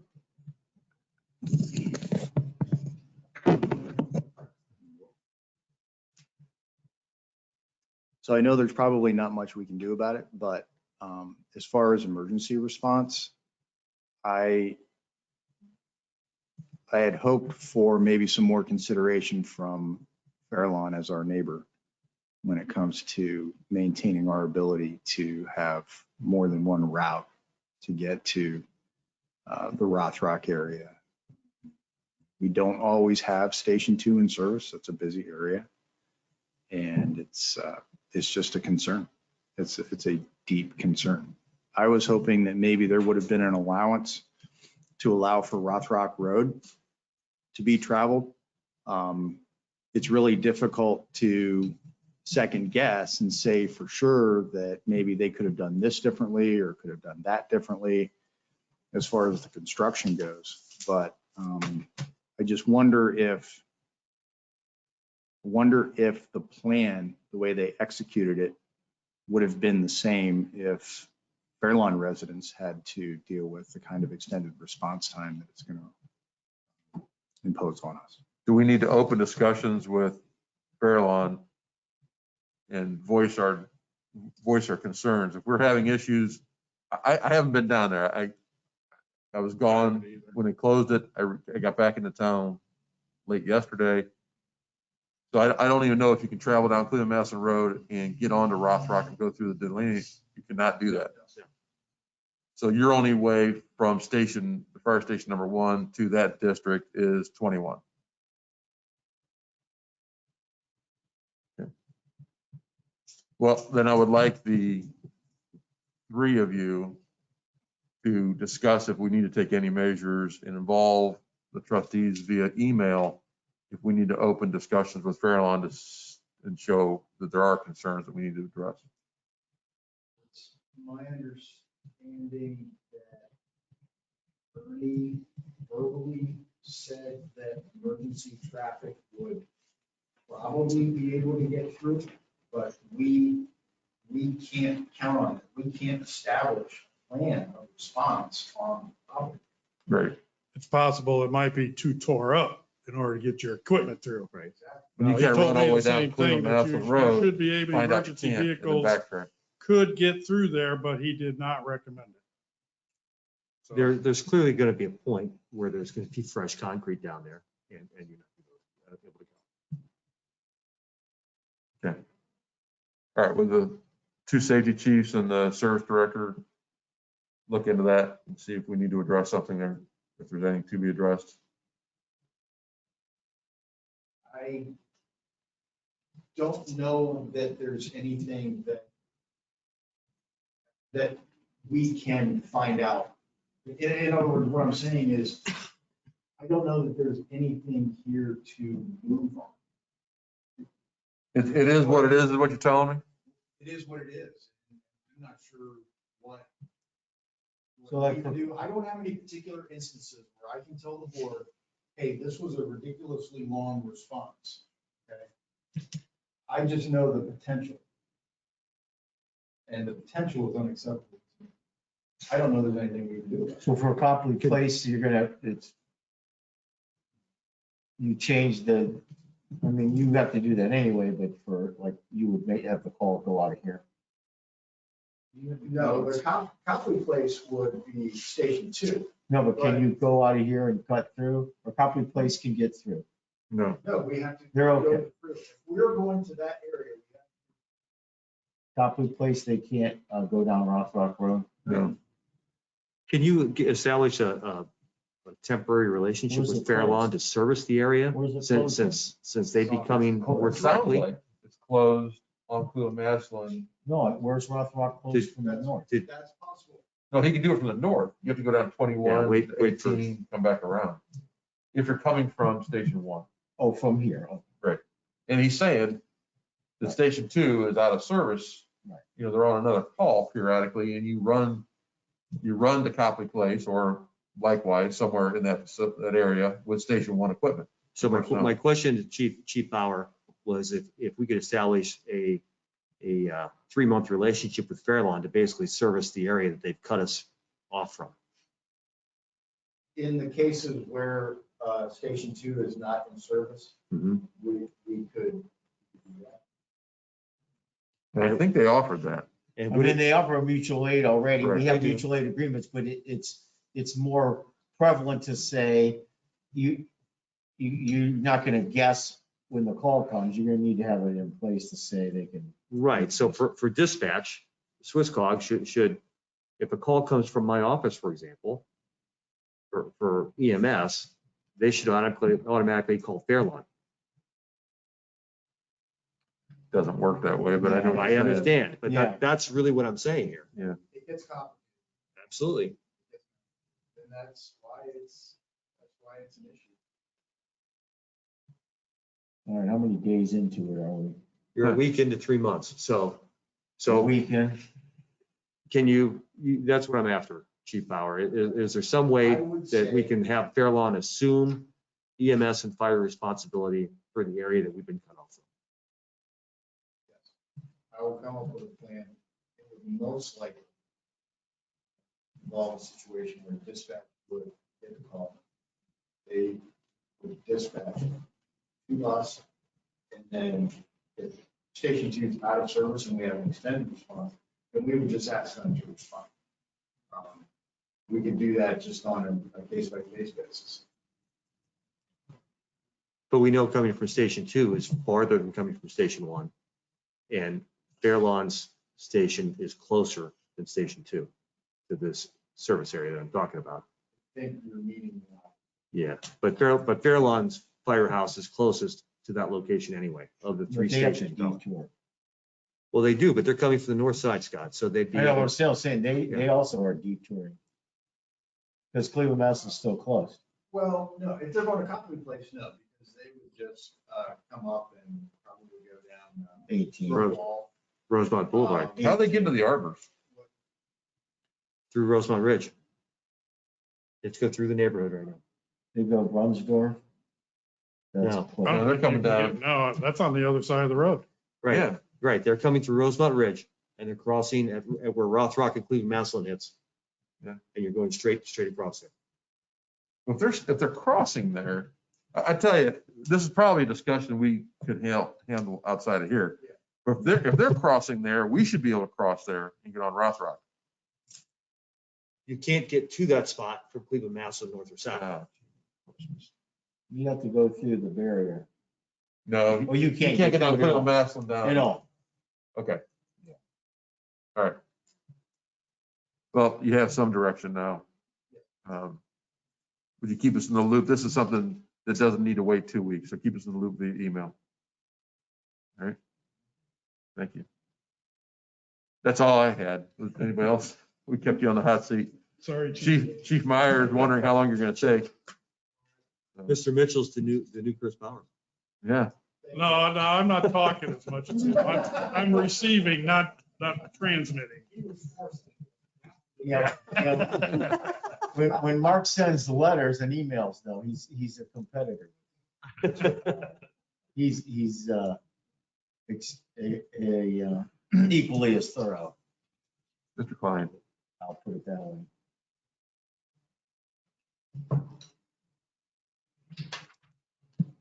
You have a very short list here. My list isn't as short. Oh, That's just the agenda's short. So, so there's a lot under capital improvements. yeah, these there's quite a bit of projects under here and they're all quite layered. And I'm just going to kind of gloss over them. So if you have more questions, I'd be happy to put this in a report and an email. It's a little more detailed. if you, like I said, I'm saying it here verbally tonight. So if you want a little more detail, put it in an email, or if you have specific questions about one of these, I'd be happy to expand on it outside the meeting. Yeah. It's easier. So Ms. Marshall and myself have been meeting bi-weekly to go over these projects that we established in that capital budget meeting in advance of the permanent appropriations. So we've got a list here. We've been continuing to follow up on these and continually speak with different agencies, pursue different grant opportunities, and just get a little more information on each of these. So I'll go through them. Feel free to stop me if you have specific questions on any of them. So the first one is the CISO Sunset Drive Improvement Project. We approved that. We have held a kickoff meeting with them. We have made introductions to CISO, to all these review agencies. We've introduced them to the city of Akron, who will be providing the utilities. We have introduced them to the county engineer, who will be reviewing stormwater and access. We'll be sending letters out to the adjacent property owners in the coming weeks, letting them know that they will have guys on site doing some evaluations and survey work. So they're moving forward, they're plugging away. We'll hopefully have some more concrete information as they start to get into the site. So that's moving along well. So we've also looking to pursue, from the property maintenance perspective, some blighted properties. We have followed up on probably about 2 or 3 properties that we've targeted potentially for demolition, but we've just issued the violations and we'll start the process. Depends on if the property owners kind of combat us with that or have issue with the violations. So we're continuing to work through that on a couple different properties, really just 2 or 3 that we're looking at in the near term. The next project is the Tri-State Trail. So that's the Tri-State Petroleum property, the 29 acres up near Ridgewood and State Route 70 or Interstate 77. So we have met with ODNR regarding their NatureWorks program. So that's probably like the best suited program to fund any improvements on that property for any kind of trail network. So we spoke with them. They thought that that was a qualifying project. Went through all the projects that we've looked at in relation to the NatureWorks program. They thought that was the best one to apply for. Based on Summit County's size, it would be eligible for $173,000. So the next plan, really, Ms. Marshall and I would be to talk to Mark and really get Mark's thoughts, just in his expertise and experience as the service director, on what it maybe would cost to get some access back in there off of Shockalog, because it is pretty dense wooded area. How far would the $170,000, if we were awarded, take us for that improvement to get access back there? And then what would be the cost for the limestone trail and improvement of that? So that grant is approaching very soon in June. So we will probably meet with Mark here very soon and get his thoughts on that. I'm not putting pressure on Mark for that, but just using Mark's expertise and what he thinks maybe would be some of the costs for that. So, you know, I think the board mentioned that as a priority when we initially met. So, you know, if you want us to continue to pursue that, whether that's through this NatureWorks opportunity or just to continue to pursue what the costs are going to be and continue to report back on getting access to that site. I think the conversation was that we spent a lot of time acquiring that, investing in it. We want to use something with that. So that's been the best option to pursue something there. Okay. And you didn't look at it, no other grant opportunities really rose to that property at all. This was the one, the ODNR. This is the best one, I think, for internal trail improvements. Okay. Yeah. Was there any impact when you were talking to them about the master trail plan and how that flows into this? So we did have a conversation with Summit County Trails and Greenway. Dan Rice is the executive director, and he is very positive about all of the plans that EDG put together. We sent him the plan so that he could incorporate it. He has a handle and a finger on the pulse of pretty much any trail development in Summit County. And while he's very excited and thrilled that Copley is pursuing this and going in this direction, he also was very clear that any kind of trail improvement or really has to go through a process as far as community outreach, getting the community on board, making sure that all of the agencies are in alignment. So he said this is not an overnight process. And I really would encourage, and he was very forthcoming in saying that he would really like to meet with the Board of Trustees and kind of go through some of these trails that we've outlined and prioritized, because some of them do fit into the Ohio and Erie Canalway Mhm. grant process. Some of them will fit into a Summit County trail that's connecting, the three creek trails and so forth. So there's some other agencies out there that do this for a living kind of thing. And I think we would be remiss in not taking their advice and not getting their help and expertise in doing this.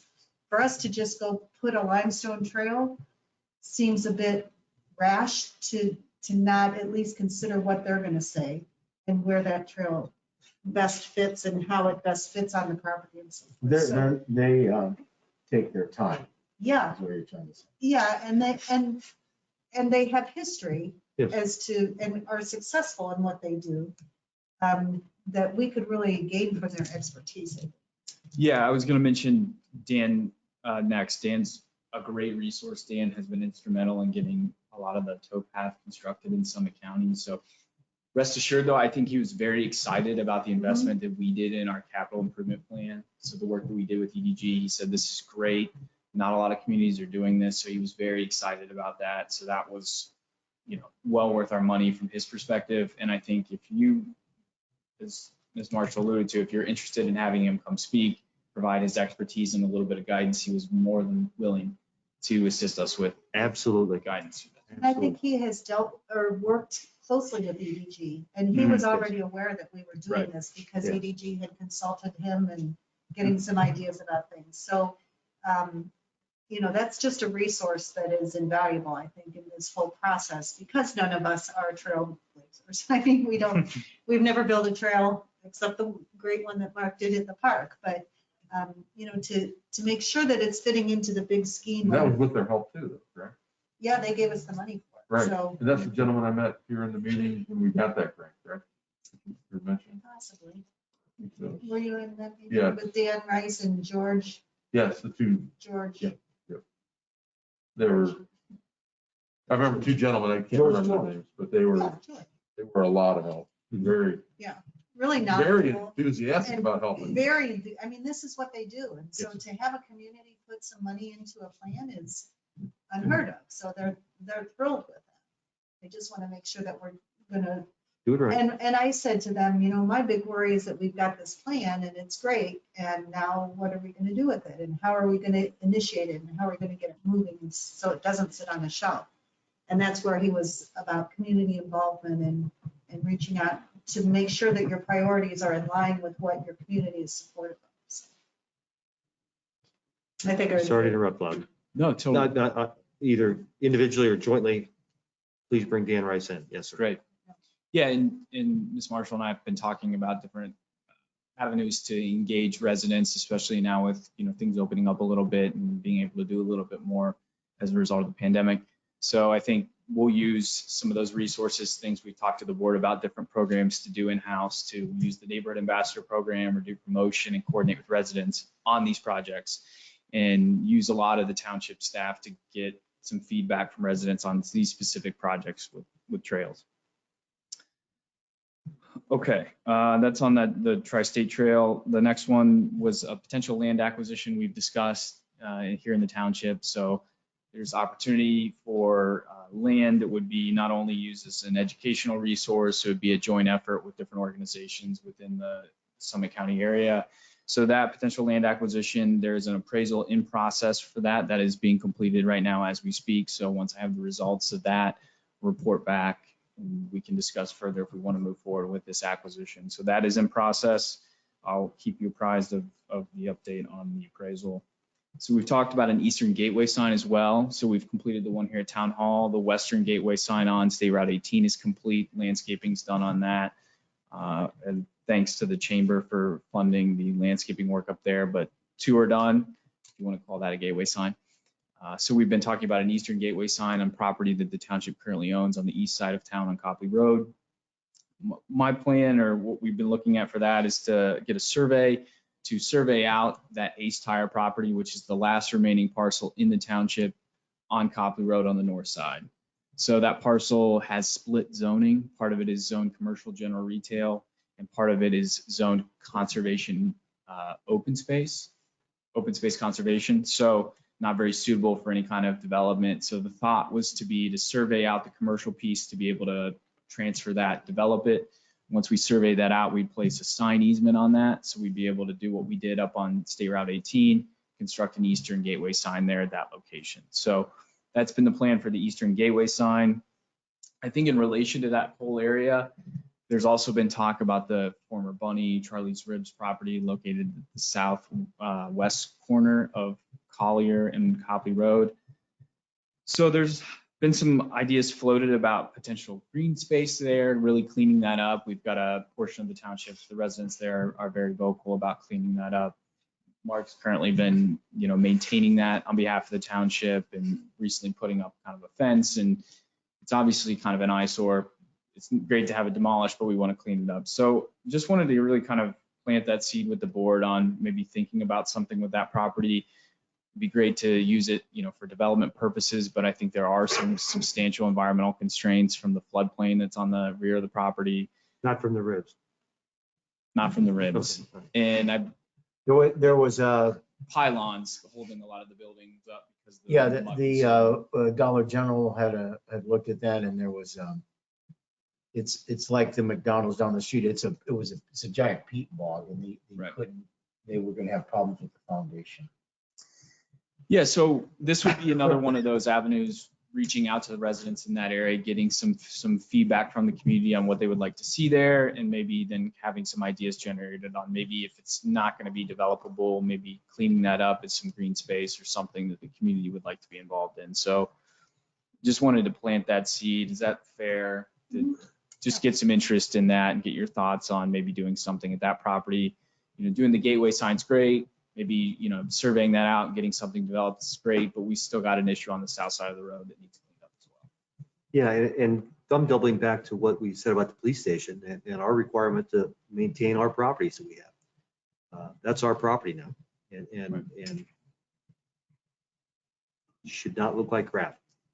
Yeah, and there's been a lot of community input when we did a survey back a few years ago about incorporating neighborhood parks and green space and natural gardens and community gardens and so forth. So we'd like to tap that resource in that neighborhood. They're very vocal and proud of their neighborhood, so we'd like to see what we can do to add to it. So your plan is to go to the neighborhood and ask them what they want there? Well, I think, we've talked previously about developing that parcel and getting something cleaned up there. I don't know if we've ever really looked at some more of a natural green space trailhead aspect. And I think if we want to pursue that, we just would like the board's support if that's going to be the case, or if you want us to do a little bit more digging on buildability, but I think it's very low. I think we'd like to go to the neighborhood with an idea as to what it could be and see if they're supportive of it. So that's right where we did that walk and talk, if you recall, at Dunkler's Farm. So that's a beautiful property back there by the creek and so forth. So if something could be developed in that area, and I do recall when we did that walk and talk, the neighbors were excited, but also wanted to make sure that they got to have a say in what was happening there. So if we can get the commercial survey done on the north side of that area, then have a plan or a presentation that we could make to the neighbors and see if they're supportive of it, then we at least are going on the same page. That makes sense to me. Yeah. We just running in my head there that when Dollar General looked at that place, the foundation of the building was going to be fine. The foundation for the parking lot was not suitable for them. That's why they bailed out of that. Okay. So there is some buildability there, but it doesn't have to be a Dollar General or something like that down there. It could be a trailhead. Exactly. Yeah. Pavilion type. Yeah. So we'll work on some ideas with that. So just wanted to, like I said, introduce that. Next item is the Cleveland-Massillon sidewalk. So we are still actively working with Summit County Engineers Office to coordinate with their project and the timing of it. I think they've been swamped and there's been a kind of a change in their workload. projects are shifting around, funding's shifting around, so their schedule is kind of building up with these projects. So we're still actively engaging with them on trying to figure out how to squeeze this project in while they're doing the widening project. So don't really have more of an update. We have been communicating with them, but I will let you know as soon as I have more information on the timing of that. But we're obviously still pursuing, working with them on that. Next item I have is circle parking. So we wanted to address some parking near the circle. Ms. Marshall and I met with schools and talked about potentially acquiring some land back there by the fields. It sounds like the fields are still actively being used. So I don't know if there was necessarily an urgency to maybe get rid of that property because it's being used by the local athletic organizations. So I would try to pursue a few different avenues in that area. If we kind of come to a dead end again, maybe we can circle back with the schools. But we're meeting with a property owner tomorrow who has property in the adjacent near area of the circle that has vacant land that would potentially be an opportunity for some parking. So we're gonna meet with him, pitch the idea, talk about some things that we can do to get some parking in the circle. Obviously, with the opening of Firehouse Tavern and everything that we want to see happen in the circle, something needs to be done to make it not only a safe area for pedestrians to walk around, but for people to use the businesses and I have to double down on that. We finally are getting some economic development in the circle. We have 3 new entities opening up here in the next, well, one's open, 2 are coming very soon. If we want those, and we're not in the business of making businesses survive, but if we want to bring economic development and breathe some life into the center of the town, we're going to have to do things like public parking. It's just, that's a key. It's a key to any. It was a key to the river walk down at Cuyahoga Falls and so on. Parking is a key to it, so we need to move forward on it. And with limited, pedestrian facilities, it will deter people. So we got to do what we can to make it happen. So we're hopefully get some good news here soon. We're working on all different options with that. Who in the school system did you talk to about the ball field? Steve Robinson and John. Wheaton and Robinson, okay. You didn't go to the board directly? Not yet. So we really it wasn't solely focused on the parking. We talked about all these different projects that are involving the school, some of the different trails, the sidewalk, things like that. So it wasn't solely focused on that. So it was just an introduction to all of them, but that was just the 2 we met with. Because the direction from the school board is the opposite. They see a benefit in that one ball field becoming a parking lot. Well, we can just continue to have that conversation, maybe focus solely on actually that project specifically. Like I said, just in the brief conversation we had, it sounds like it was still being actively used. So Maybe you can share your contact with us. And Certainly. proceed. Okay. Ridgewood Road sidewalk corridor. So in the multimodal plan that EDG completed, we highlighted 2 corridors. One would be the Copley Community Park corridor, and one would be the Ridgewood sidewalks. So from our conversations, it sounds like the state may be going in a little bit of a different direction in their safety funding. Therefore, this project might not qualify as it did before. I think it was always kind of on the fence for a safety project, but it sounds like the pedestrian infrastructure aspect may not qualify this project anymore. They're kind of looking at some different categories. So I wouldn't really hang our hat on that, and we might need to look at a different direction for that. So we're going to go back and review a couple different funding options, whether it's through the state's transportation alternative program or whether it's locally through AMATs. There's a couple different resources that would fund these improvements. We did not allocate any funds for that in the budget. No, just because it's a very substantial project to do a lot of planning for and coordination and engineering. So the focus probably should go towards one of those sections if the board wants to pursue one of these projects, whether that's the section from State Route 21 and head west to Hametown Road or from the school to the east. And focus on one of those sections because this project is very substantial in cost. Yeah. One of those sections alone is going to be $1 million plus. There's limited right of way, there's ditch enclosures, there's land acquisition, there's getting easements, there's moving potentially telephone poles. So it's just a very substantial project in costs. And if we're not pursuing the safety aspect, which was 100% funded, now is maybe a 90-10. Now we're looking at what is we have to fork out. Is it 25%? Is it 50%? Or is it more? So it's really going to probably stack up in terms of cost from the township if we want to pursue this. So Those are, I'm sorry to interrupt No, you, go but ahead. those are areas that, need discussing, need planning. However, I don't want to cloud what took place in March, which was probably a first time in maybe decades where the board made a priority list of capital improvements. I don't want to cloud that. I want to move forward in the direction the board gave you then as well. Now, these other projects, time allowing, need to be investigated as opportunities arise. If there is a large grant process that helped us make one of these corridors and would fund that $1 million project, obviously that would move it far, move it ahead of the ladder. But we have a list, and I want to focus on that. This was on that list, Bruce.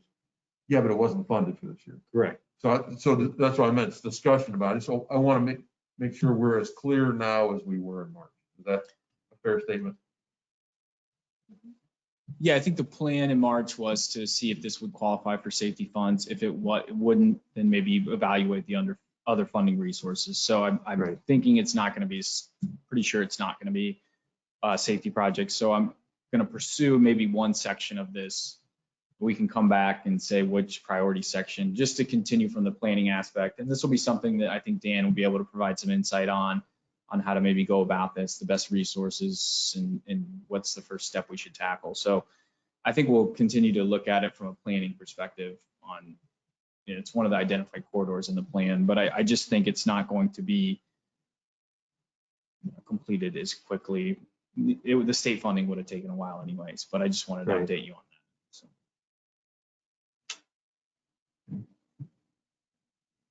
Okay. So the park corridor that we talked about, connecting the community parks, that was really the big pitch to Dan. We wanted to get his feedback on that. So I think it'll be a really good tool to have him come in and talk about some of the outreach on that. We mentioned it to the school.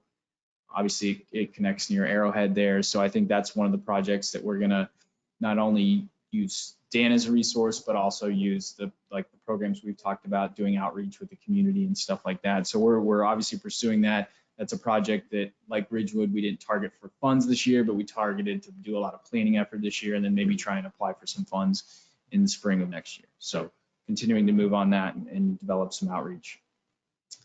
Last thing I have, because we talked about the senior playground and the potential CDBG grant. So used to administer those in my previous position at the county. So I'd be happy to try and pursue that opportunity. It's a really good funding resource if you can qualify for it. So we'll do that on the senior playground and help in any way we can.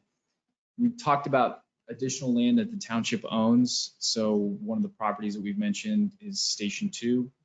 So Ms. Marshall and I have had a couple conversations about what to do with that property and what our options might be. I think the best thing I can come back to the board with is maybe some development scenarios, like taking a look at some setbacks and what we would even be able to build there, and maybe review our options, weigh our options there, if it's worth trying to develop something there and what could be developed, and then maybe go from there on discussions on what the future plan is. Is it another gateway sign or something like that? So I'm going to continue to put something together, if that's all right with you all, and present maybe some options on what we can do with that. On Old Station 2, we never cleared up ownership. No, Bath and Copley still own the land, and Copley owns the building. And just to refresh my memory, and correct me if I'm wrong, but there was some question whether or not we wanted to go ahead and buy Bath out so we could proceed. Right, so we had initially done a resolution that we were going to buy Bath out. Legal counsel at the time had suggested that we do some due diligence as far as EPA and environmental concerns. At that same time, we had a potential buyer who would wanted to just buy it. So we said to Bath, if this sale goes through, we'll just split the proceeds. And they were game to that. Well, the sale didn't go through. And so we are here. So as we sit here today, nothing's really happened on that. And I guess before we look at development scenarios, we got to own the land, right? Or we got to ditch the land. Or we got to stick a sign for sale on the land. Yeah, I mean, there are so many constraints as far as zoning, I think, on that parcel. I'm not exactly sure what they are, but I think there are some constraints that, you know, if we buy Bath out, then those are our constraints. Correct. Yeah, so I think it'd give us a little guidance on whether we want to keep it or get out and what maybe some options are be to just take a look at it from a little more detailed perspective. So you're going to come back to us with a recommendation to buy Bath out or to get out? Couldn't agree on the price. couldn't they? At one point either. Is that your plan, that you're going to come back to us and with a recommendation, or do you want our recommendation? Do you want our desire?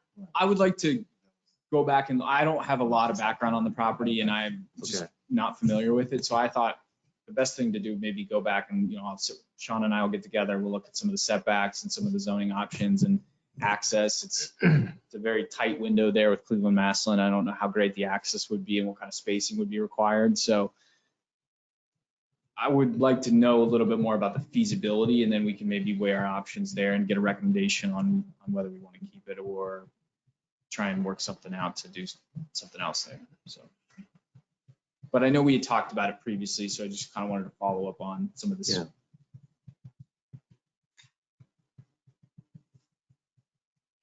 Well, You don't have to make a decision. I wasn't asking for a Yeah, decision. right. tonight. I guess I'm you're looking for this. I'm frustrated because it's been a year plus since it first came up, and we're sitting here and we're Well, we haven't advanced the ball. Well, there aren't a lot of options there. Trust me. Well, It's just a tiny little piece of property that we own attached to a cemetery. right? Okay, so it is, Might be a great place for food trucks, for example. there you go. So what I hear is you're gonna come back and give us your recommendations. I'll give them some options. Yeah, absolutely. Okay. But just one, Advance the ball, please. absolutely. Last thing, that's all I had on the capital projects, unless there's something I missed. No, you went through them good. Thank you. All right, and then I sent you the April monthly report and there's some highlights on that. And then the last thing, two things I'll announce for the meeting. We've got some ribbon cuttings upcoming, May 17th at 5 o'clock up in Montrose Center. We've got Nothing Bunk Cakes, new location up there. And we also have I'm sorry, what day was that again? May 17th, next Monday, Okay. 5 o'clock. And we have May 21st at Friday, May 21st at 3 o'clock, Firehouse Tavern. They've obviously been open, but they've been very, very busy, which is congrats to them on that.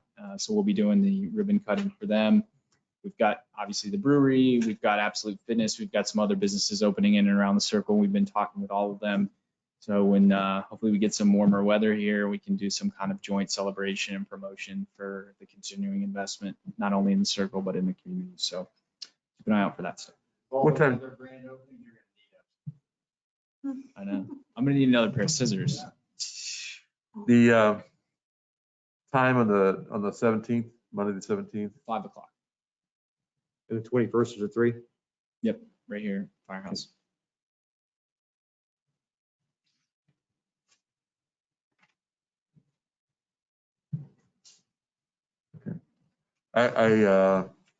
Sorry, I was putting that in my calendar. I Oh, will you're try good. and No plan worries. to attend that. Yeah. I don't know if I responded back to you that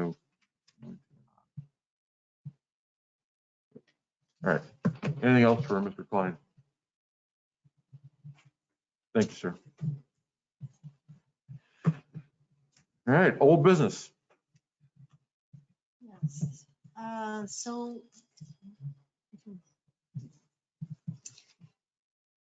So Loudon and Chief Meyer and Beth Siddall and I met regarding our food trucks and possible rules and regulations that we could incorporate for those food trucks from the last meeting.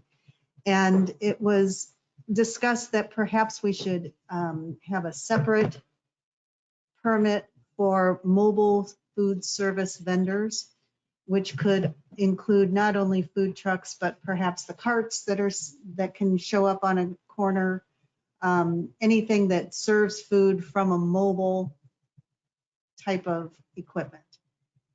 So the basic guidelines that we talked about is that those mobile food service vehicles would operate only on commercially zoned property within the township and would adhere to these regulations. They would need to receive written permission from the property owner, and that would need to be provided at the time of application. We would need to have a copy of the permit that was issued by the Summit County Public Health Department, and the mobile food service vehicle must pass inspection by the Copley Township Fire Department. That vendor would need to supply trash receptacles and dispose of the trash collected, and any liquids or byproducts or waste generated by the operation would need to be removed at the end of the day. So no dumping in the parking lot of where they're located or wherever they're located. No accessory structures would be permitted, which would include but not limit to picnic tables, chairs, benches, that type of thing. The vendors would be able to operate from 7 in the morning to 11 at night with permission from the property owner. And the permit would be valid from March 1st through December 31st. So a fee of $100 would be collected at the time of the application, regardless of what portion of time they're applying. So if they apply in June, it's $100. If they apply in March, it's $100 for that entire period of time from March 1st through December 31st. Why the 3-month exclusion? I mean, the 2-month. Seasonal? That seems to be the season for the food trucks. Can you just make an annual? Because somebody's going to say, I want to do something, and I don't know. Yeah, it can be for 12 months. I would just do 12 months. And They might want to do Christmas colored snow cones. Yeah, I mean, we were thinking, if there's a trolley shop hop or, something, and somebody wanted to have a food truck in December, they could be allowed. So we can make it 12 months, that's fine. I mean, December's winter too. That Right. somebody's going to. So this would be only on commercial property. So any food service vendor that is hired to cater a private event, like a graduation or a wedding or anything like that, would not require a permit, but they would need to have a sign clearly visible that says the event is not open to the public. So it would only be for an invited group of people at someone's house. If Graves Lumber wanted to have a food truck for their employees, that's fine, but they would need to have a sign that says it's not open to the public so that everybody couldn't stop by. So if they are open to the public, then they need to have this permit. These vehicles would not be permitted in residentially zoned areas unless they are providing private catering services. So that would eliminate food trucks being in a cul-de-sac in a neighborhood and the entire neighbors coming to. What if the HOA contracts them as a private catering? That would be a cul-de-sac? non-public event. That's fine. They need to put a sign out that it's not open to the public. If there was a And 4th of July thing, a bike parade, and you had a hot dog stand. Well, then we also said that these would be prohibited from operating on public roadways unless permission has been granted by the Copley Township Police Department to close the road for a special event.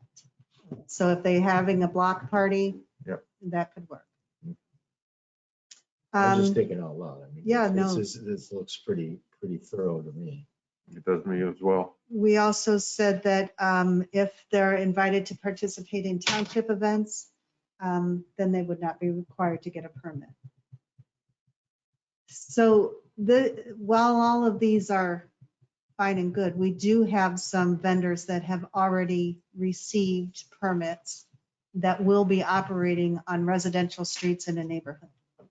So our thought, those are 90-day permits. So our thought was to allow those permits to go forward to get grandfathered in so that they would expire at the end of 90 days. And then they would need to move their site to a commercial property. So our thought was in residential areas, we get that that's a fun event. You know, you want to have this food truck in your neighborhood and invite your neighbors. It's a fun event. But there are also neighbors who might not think that's such a fun event. And the food truck is blocking their driveway, or there's noise, or there's loud music, or there's trash, or there's whatever issue could come about. So we didn't feel it was fair to impose that on other residents that aren't participating. So we felt that it should be on commercial property, commercially zoned property, with the permission of that property owner. We're not trying to not have food trucks in the township, but also protecting our residents and our existing businesses. So these are the rules and regulations we came up with. Again, we would grandfather in anybody who has a license or a permit right now. They do expire at the end of 90 days, so that would take care of that period of time. What about parking? So what we're saying here is that no food's going to be consumed on premises because we're saying no picnic tables, chairs, or benches. That means vehicles are coming and going. And it seems to me that you need parking and you need access. And the thing that's springing into my mind is in front of the, right on the circle in front of the antique shop. There was a truck that was parked there, pretty much right in the middle of the circle, right? I mean, it's right by the roadway. It's right there. And I remember seeing dump trucks, big dump trucks, basically pulling off the side of the road and parking and going and getting a dog. Right, so that vehicle would need to have permission from the property owner to be there. So that property owner would have to assume their parking lot is going to be used for some of that. And if they're in the roadway, it's a policing issue as well. Traffic control issue. Yeah. I guess what I'm saying is you have to assume that there's going to be a requisite number of parking spaces for these food trucks.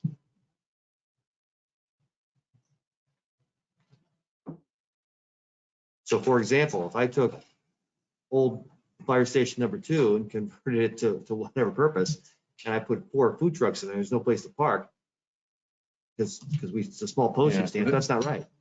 Correct, but again, if it's spilling out into the roadway, it's a traffic control issue, and it's a policing.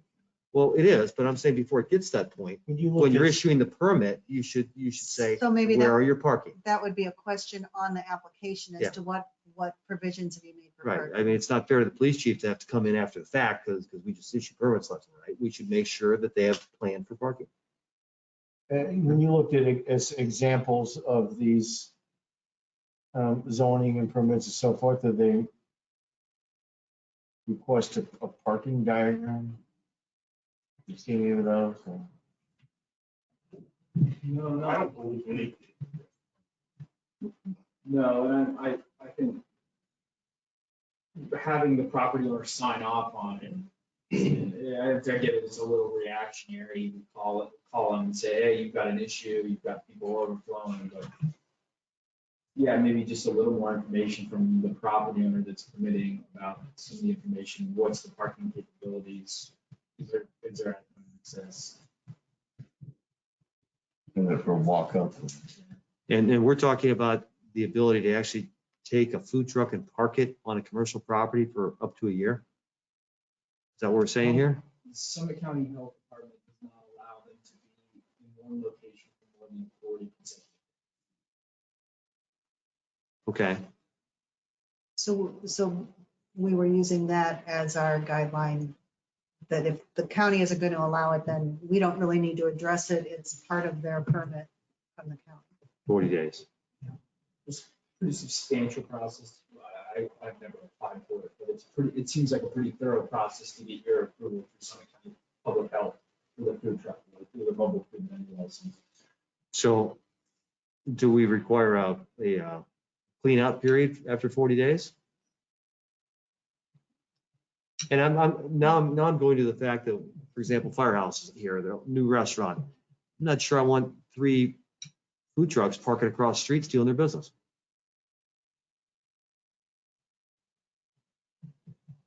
I think that's just a really tough thing to try and regulate. I think it's also an entirely different product.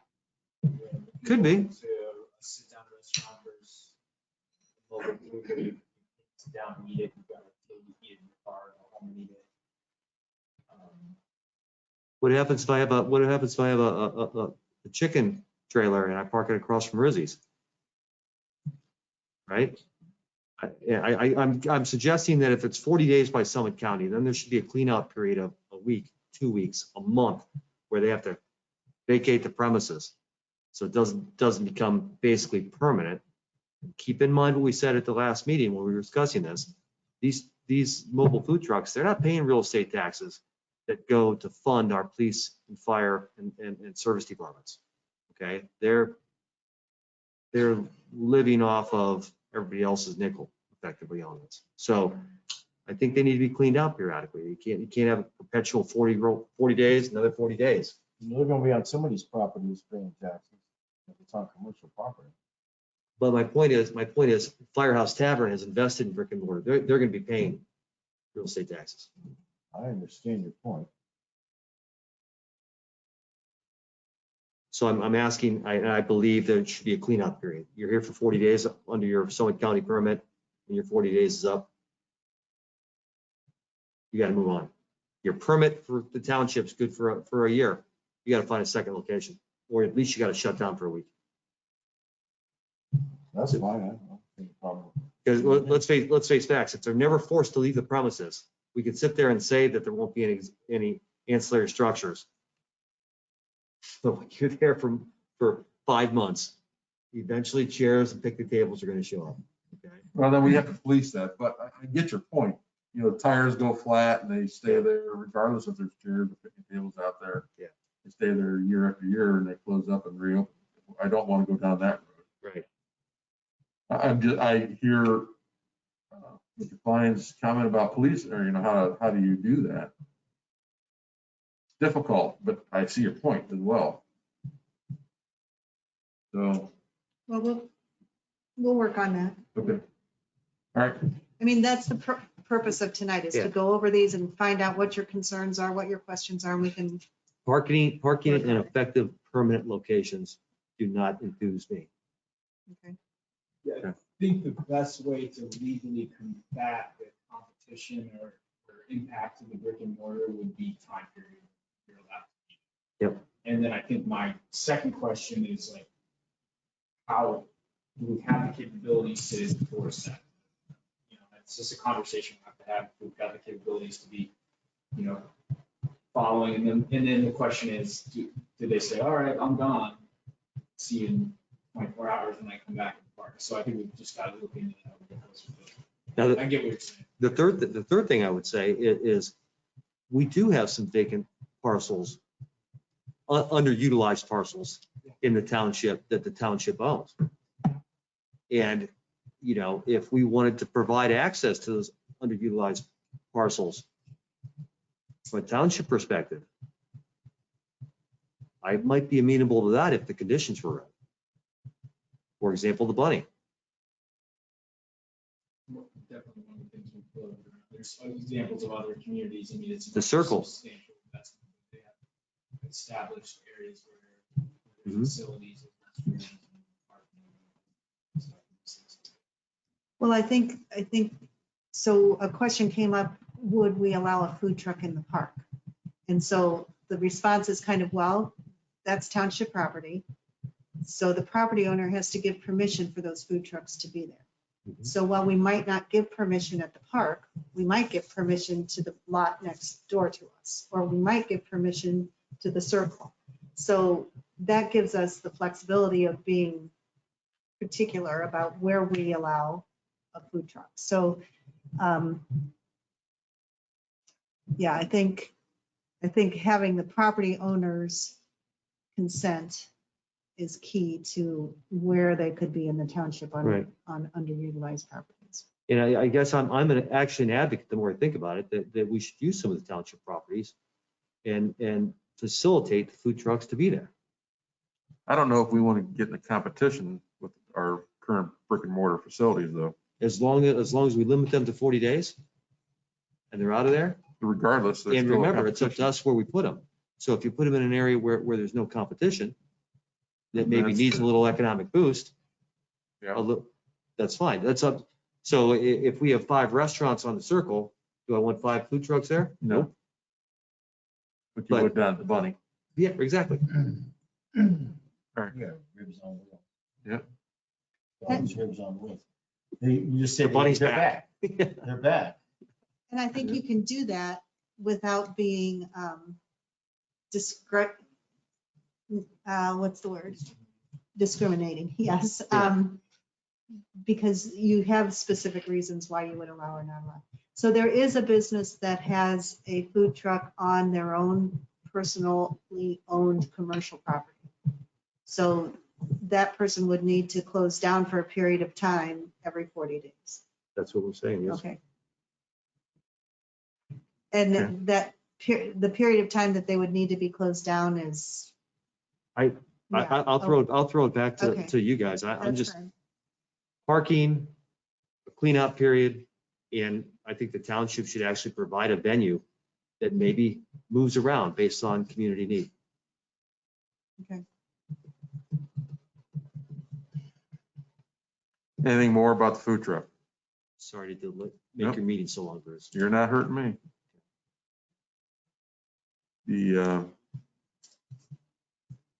Any other old business? Hearing none, how about new business? Any new business? I just have one item. Okay. Sorry. No, I'm kidding. Go ahead, Janice. So we heard today at 3:00 that the townships have been determined to be allowed to accept or to receive American Rescue Plan money. So previously we had reported that townships were excluded from getting that money, and we are now included. The exact numbers are yet to be determined, but it looks to be about $843 million to townships in Ohio. So what our portion of that will be is unknown, but Have they mentioned anything about divvying up by population for townships? not that I've heard. Okay. I looked in the stuff that came out. I did not see any, there was nothing that came from, was it Treasury or Yeah, Treasury. that actually talked about how to divvy it up. I think they're leaving it up to the state. They're really talking fingers just crossed. the plans are coming. Keep tuned for more regulations and guidelines. So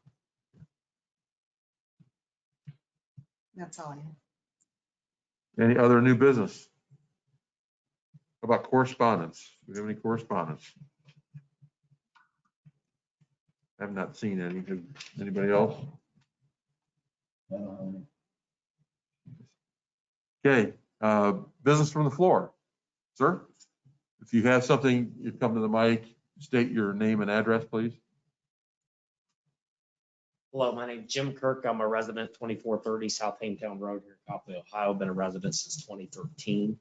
I wanted to bring to the floor an issue in case it hasn't been brought up, and I doubt it has because I've been attempting to handle the issue on my own for a large amount of time. When I purchased my property back in 2013, it was through an estate sale. So because of that, there was no required real estate disclosures. And I was not informed of a flooding issue that I have, which was something you guys were speaking on a little bit earlier. There is a creek to residents south of my house and a culvert that runs under the road that runs to a creek that runs to 21 that I was told here recently someone pulled a beaver dam out of it. They was hoping was going to help with some of the issues of the water flowing through the area. Where's your house exactly? 2430 South Haintown. So Give me a house description. uh, Where, like, That's 2430. that's the other side of Stimson Road. That's the extension, South Haintown extension. No, it's on the other, it's so Stimson and South Haintown, if you're headed south South. of the Stimson and South intersection, Haintown. South. I'm the third house on the right, the one with Yes. the horses. Okay. So well, actually, they're in Nebraska now, all of them but one. So I've got all my horses shipped out. I got a guy coming to pick up hopefully most of my goats here soon. And I'm getting rid of the chickens and the ducks because at this point, I can't safely keep my animals on the property. So with the you issues had a on lot it. of ranges coming, so. Well, I spent $7,000 back in 2015 for a guy to come in and rework it. We put in a 15-foot by 10-foot by 10-foot dry well that started making sure that everything was dried up once it came in, or at least it dissipated in a quick amount. We also reworked it to try to keep arena land up a little bit higher so that all the water could be funneled. But what's happening from what I can see is when the water rushes down this creek in heavy flows, it hits that culvert. Right beside that culvert, Is that the culvert under Hametown? yes, the culvert under South And then, yeah, there Hametown. was a beaver dam down by 21. Right, that's where that creek runs to. Yeah. So the issue I'm having is once the water hits this culvert and it starts having flow issues going through and it starts to build up, it builds up above that culvert. Right next to that, we have a buried ditch pipe that neighbor had put in to make it easier for them to grow their grass. And the water gets upwards of 14 to 18 inches higher than that ditch pipe. Well, when that happens, just like the Romans, when they move water through the aqueducts, it creates pressure. So you've got 18 inches of water over a span of approximately 120 square foot, starts putting pressure in that pipe and it starts flowing up that pipe. Well, when it does that, it actually causes the water to push upwards up into our property and then overfill the ditch. And I get approximately an acre upwards of 7 foot deep. I put a request in last year. I know my neighbors have all made requests and my wife had, but I hadn't yet till last year. And I asked someone to come look at the culvert.